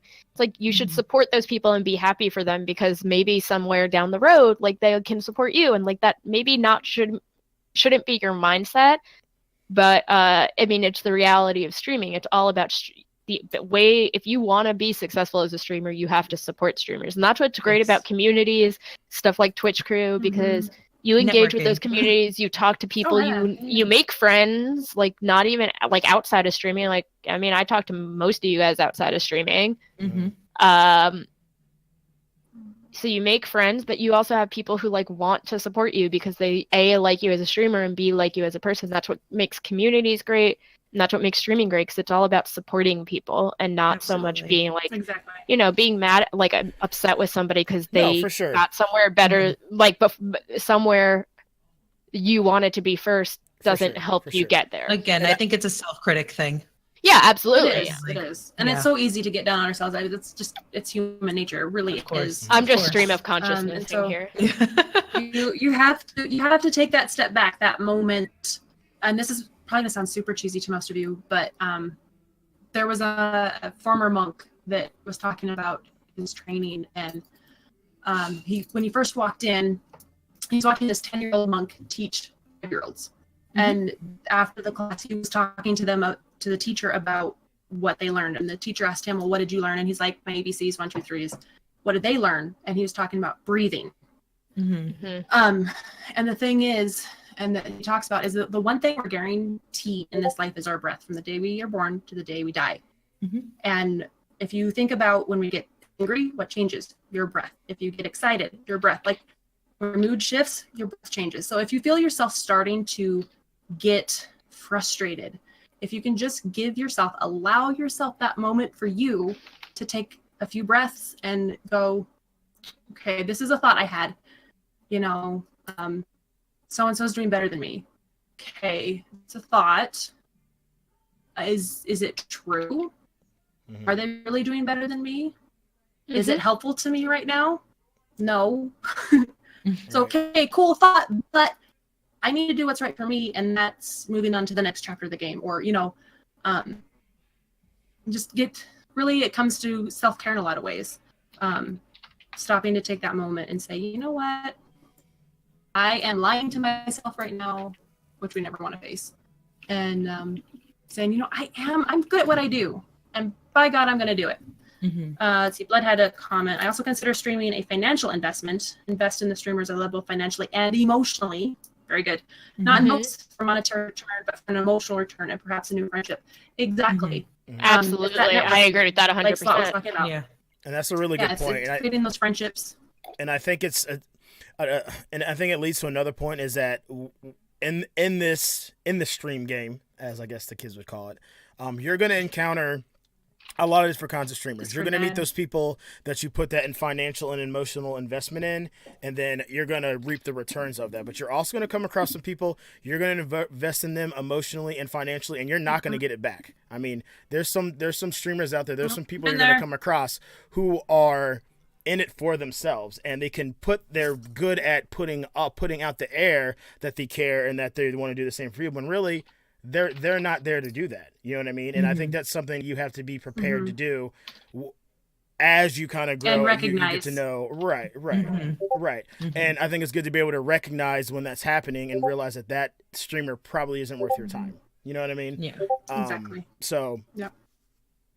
But I mean, and I don't say that to be like, so-and-so, I threw him a sub and whatever, and it's been like a week and like they're not even popped back. I don't mean that. I mean, like, you'll really know when like it's a person who is putting on a fake self versus a person who is being their authentic self and is willing to put some sort of return investment back into you. You know what I mean? Let's say that the person might not have the money to throw you a sub, but they can at least take the time to chat in your next stream, or show your appreciation things, or things like that. You know what I mean? So I just thought of something that I want to say. I don't want to cut you off, Eddie. That's fine. We've been cutting each other this whole time. It's part of the show. That's because you and I talk the most out of everybody. You're not lying. I just dropped my truth bombs. We're the chatterboxes. So also, I know this is something a lot of new streamers deal with, and I did myself, is feeling like the content isn't up to quality of what a stream should be. I mean, I don't know. I don't think anybody who's in here right now watched me in the beginning, but Baggy did, and if I had a viewer, Tiger Climbs Mountains, and a couple others, I had the worst stream setup of all time. There's a reason why my emote is the lag queen, because I literally was streaming from a Mac using remote play on a Mac and window capturing it because I didn't have any other choice. So I was streaming about 4 frames a second. But I still stream 3 times a week. Yeah. You were doing it. You were doing it. I was still doing it because it's like, you know what? I knew it was good. And I just made a joke out of it. And sometimes when you know something isn't working, you have to embrace it and be willing to like say, hey, I know what I did was I know I'm streaming 4 frames a second. I just don't have any other option right now. And that's what I'm going to work with until I have something else. And it took a while, but I got something else and I slowly built myself up. I went from that to a PS4 camera to a capture card to a PC. So, I mean, it takes time, but every single one of us, when we started streaming, I'm sure I'm speaking for everyone here. I mean, unless you're all amazing human people. But, I mean, you are, but you know what I mean. We all had problems when we started streaming. So don't let yourself get discouraged if your first week, 2, 3, 4 weeks of streaming don't work. Yeah. Because even like 6 months in, a year in, even 6 months in. Yeah, I mean, you really have to understand that always going to be something. The truth of the matter is that don't let that discourage you. Like, don't let it hold you back. Because right now, Twitch work is to make it better. Twitch is honestly Twitch streaming. It's an oversaturated market right now. I mean, there's lots of people who want to do this, right? So. You've got to look at this more like a marathon than a sprint, okay? A lot of people are going to come in here, they're going to do it for a month, a week, a month, whatever, and be like, this isn't for me, and they're going to drop off. That's actually, I don't know if Baggy still has this statistic somewhere, but he mentioned it to me a couple of times. Most streamers who start only stream for about 2 weeks before letting it go. Right.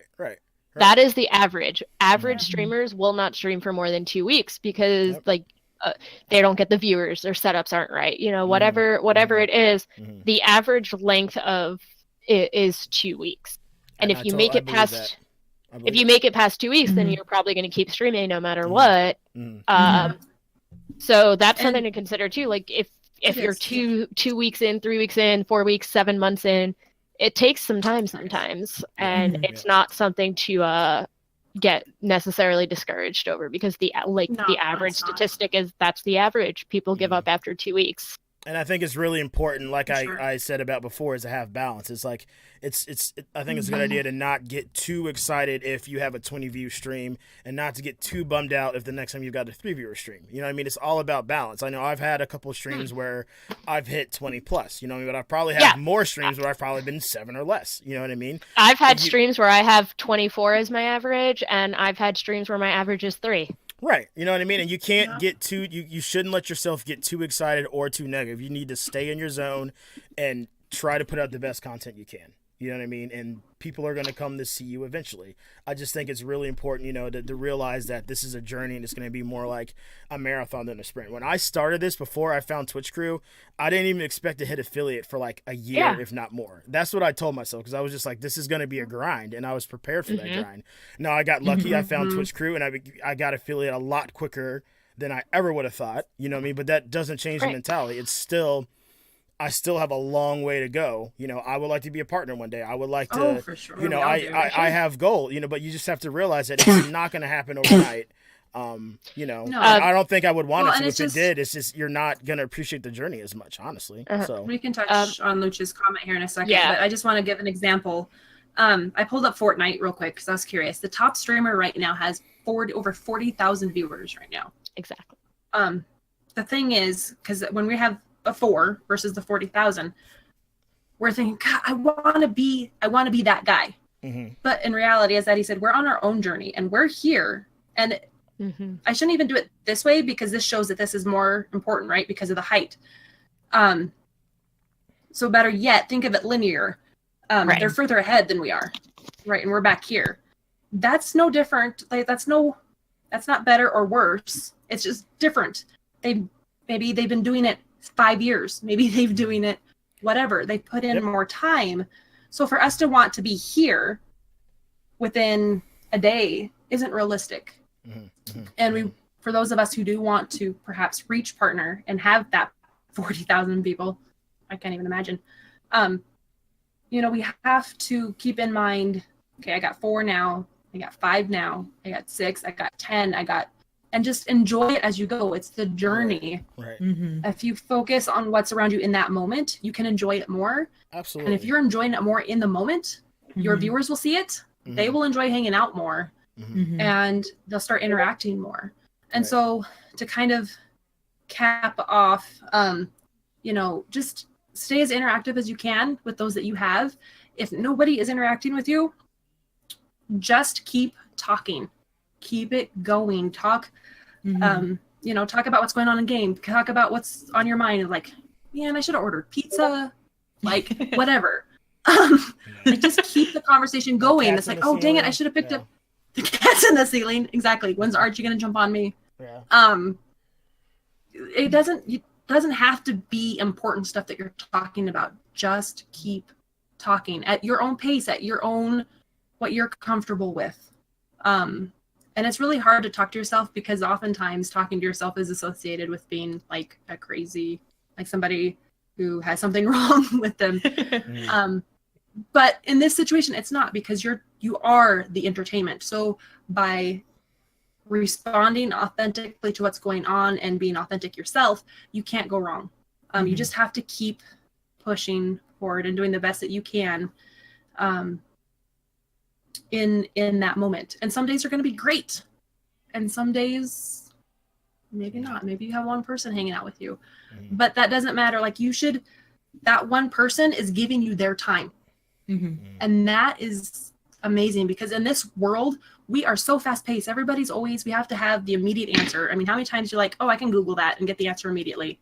We have to have all this stuff here and now. And for somebody to give you 5 minutes of their day can be huge. So you have to try to remember that no matter how many people on your stream, you're streaming mentally, you're streaming for everyone, regardless if it's 1 or 1 million. And you have to value that one just as much as you would value the million. Because at the end of the day, if you don't, people are going to tell. And the thing to remember is that energy is contagious. So if you get excited, let yourself get excited.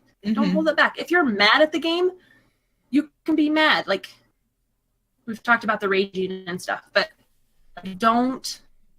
never force or fake anything. Even the people who, like, the one that comes to mind, spacing his name all of a sudden, Doc. Dr. Disrespect, Dr. Lupo. Thank you, Dr. Disrespect. He is a character. Yeah. He is a character. So you might argue he's faking what he's doing, but in reality, he's not. He is reacting authentically to that character. There's a difference. He is a character. He is not, his real name's like Guy or whatever. So when he's Guy, he's this person. When he's Dr. Disrespect, he's this, cocky individual. But if he acted in any different way, you would think he was being fake. You know what I mean? So like, there's that, that balance. So have fun, be yourself, and just be the amazing people that you are. And they will find you. It might take a while, but they will find you, and they will love you, and they'll help you grow, because you get 3 loyal people, and then all of a sudden you might have 6 because they told their friends. Yep. So just keep being awesome, and that's really the easiest way. I mean, none of it's easy. If we're honest, it's not easy to stream, and it's not easy to stream to small audiences, but it's also not easy to stream to big audiences either. And I know I was watching one streamer, and he averages probably around like anywhere between like 100 to 200 viewers a stream, and he's got thousands of followers, but he only has maybe 200 people that consistently watch him. And I saw someone come into his stream once and say, like, aren't you mad you don't have 30,000 people watching you like Ninja or Dr. Disrespect or what have you? And he said, no. He said, because you have to figure out what type of streamer you want to be, who you want to be as a person. He goes, because if I was that big, he goes, I wouldn't be able to even read your message. Exactly. He goes, I would lose this. I would lose chat. I would lose you. I would lose everything that I started streaming for, which was to be able to connect with people. He goes, sure, I'm on here to game. I agree with that 100%. I'm on here to game. I'm on here to entertain. I'm on here to have fun. He goes, but I'm also on here to interact with you guys. Yeah. He goes, so if you want to be that big, that's fine. That's who you are as a streamer. He goes, but I don't want to be because I will lose this. He goes, and that's why I keep doing what I'm doing. So that's just another thing of like what you have to think about of like who you want to be as a streamer, as a person, you know, and whatever you want to be. There's nothing wrong with the people that have 30,000 viewers. There's nothing wrong with people that have 100. There's nothing wrong with the people that have 1. You just got to figure out who you want to be and run with it, and don't apologize for it. Exactly. Don't forget why you started. Just if you know. Yeah. Be you. Be awesome. And if anyone, regardless if you have 1 or 20 or 100 people in your chat, if you're having a hard time, by all means reach out to any of us, because we might not know what that feels like. If you know we're used to 3 people and you have 100, but if you have an issue, we're willing to be there for you. That's what we're all about, is support. Sorry guys, when I talk too much I start coughing. So yeah, just keep being awesome, and know that balance. There's always a balance. And that's just life in general. There's balance, and streaming is no different. And so if you want to play that AAA game, play that AAA game. No, you may have fewer viewers. If you want to play the indie game, play the indie game. You might have fewer viewers. If you get that awesome game that's in the middle, that's awesome too. If you can cultivate people who are willing to be there just for you, then they don't care what you're playing. Like I said, I have a couple viewers who don't like most of the games that I play, but they come in because, you know, you cultivate people, you talk to them, you make them feel like they're welcome. And if you can do that, like, it doesn't matter what you're playing for certain people. Some people are just there for what you play, and that's fine. You know, some people, you know, like Hugh, because I'm calling him out because I just saw his name in chat. Sorry. Hugh will not come into my stream if I play Fortnite. And that's fine.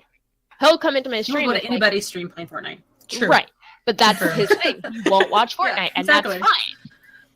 Because that's how he feels. Sorry, Hugh, to call you out. I literally looked over at chat and I saw Hugh Graham. She's not sorry. I am a little bit sorry because, like, I wasn't going to, but I saw his name, and that's why that happened. But yeah. So I mean, there are going to be people like that won't come into your stream for certain games, or people who only come into your stream because you're playing Fortnite. And I froze again, and I don't know why this keeps happening. But yeah, so you kind of have to just be willing to try your best to cultivate people who are just going to be there no matter what you play. You do look at the bigger streamers, like if you want to talk about Ninja will have 100,000 viewers for replays. They're not there for the gameplay. They're just there to be there. And I think that's not, like, I don't think any of us should compare ourselves to Ninja because he's... Well, and the thing you got to understand about a lot of these guys, like Dr. Lupo, Ninja, Shroud, these guys have an esports background. Okay, so these are guys that did esports.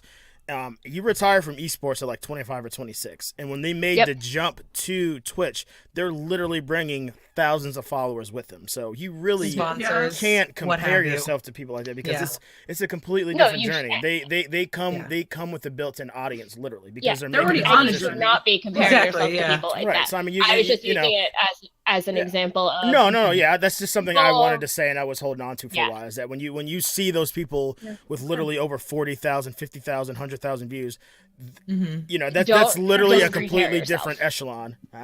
Because they made the transition from a place where they already had a built-in audience. So just try to keep that in mind when you start looking at all these streamers. Guys. Yeah.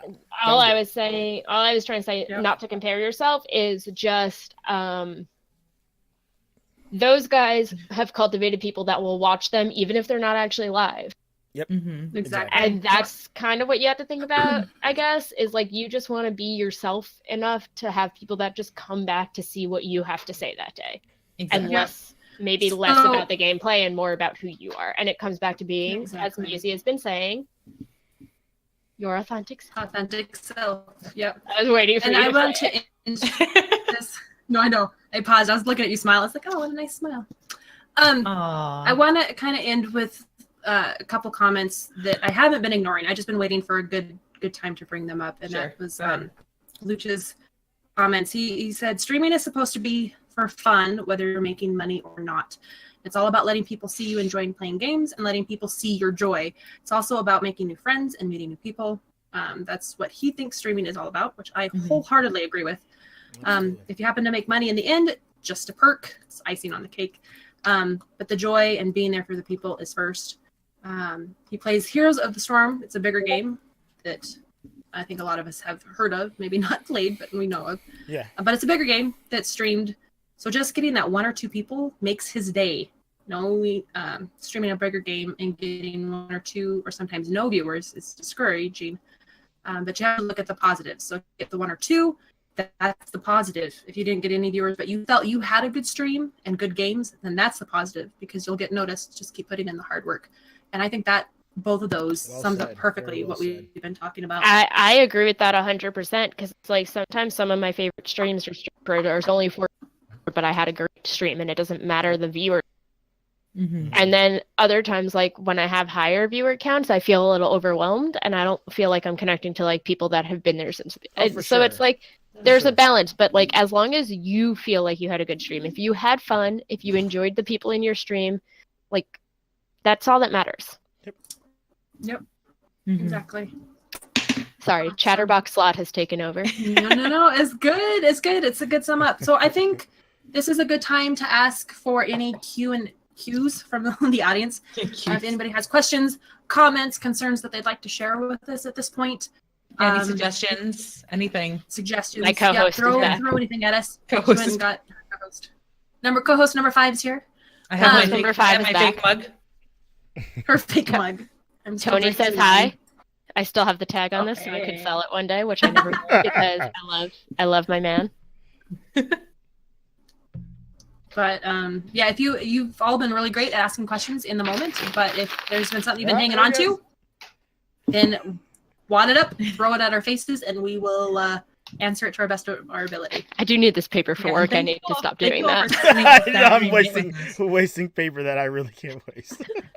Yeah, but thank you guys all for spending my your printer Saturday paper night for with us. contracts. Like, you guys have been here for almost 2.5 hours now, and I know like we can't appreciate you guys Kind of crazy. more. We intended We for this to love be you all an so hour, much. and We didn't think we had enough number. content for an hour, and here we are, over 2.5 hours. that was an later. actual It's- conversation we had about this. We were like, "Are we gonna have enough? We had content for an hour, 2 hours, and you guys have been here for 2.5 hours, and that's amazing." Yeah. And And we We love you started guys. at 8:30. It's Um, 11:06. this will be happening. I'm gonna sales pitch right now. This will be happening every Saturday at 8:30.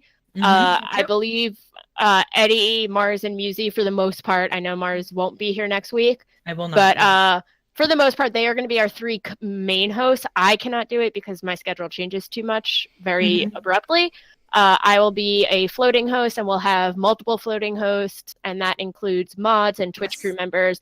So every Saturday, 8:30, we will have 4 people on this channel talking about anything. Things like So, I Twitch. mean, if you do have something that you want us to talk about, whether it be stream tips or tech tips or certain games or a movie or whatever, a show, it doesn't matter.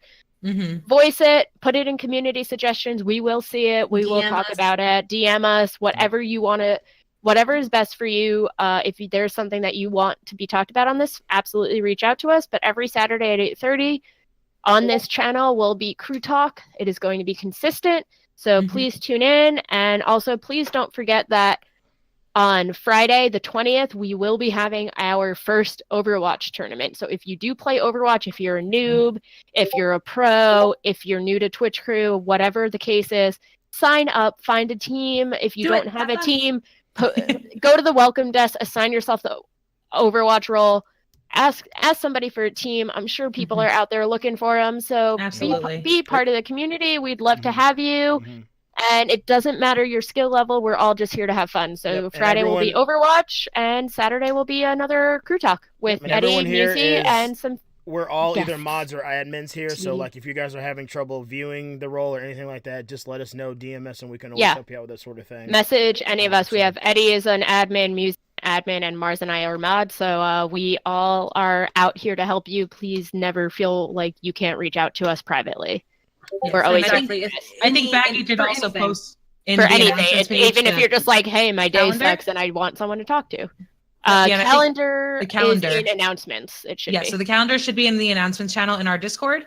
That is all the upcoming events. Again, even though we're going to be having the crew talk every Saturday, we are also planning on having a tournament every Friday. If we do have a tournament outside of Friday, obviously we will let you know, but we will be rotating between Fortnite, Overwatch, Siege, and Rocket League, as those are our community's biggest. And our tournament nights are always going to be, for the most part, unless like Mars said, Fridays.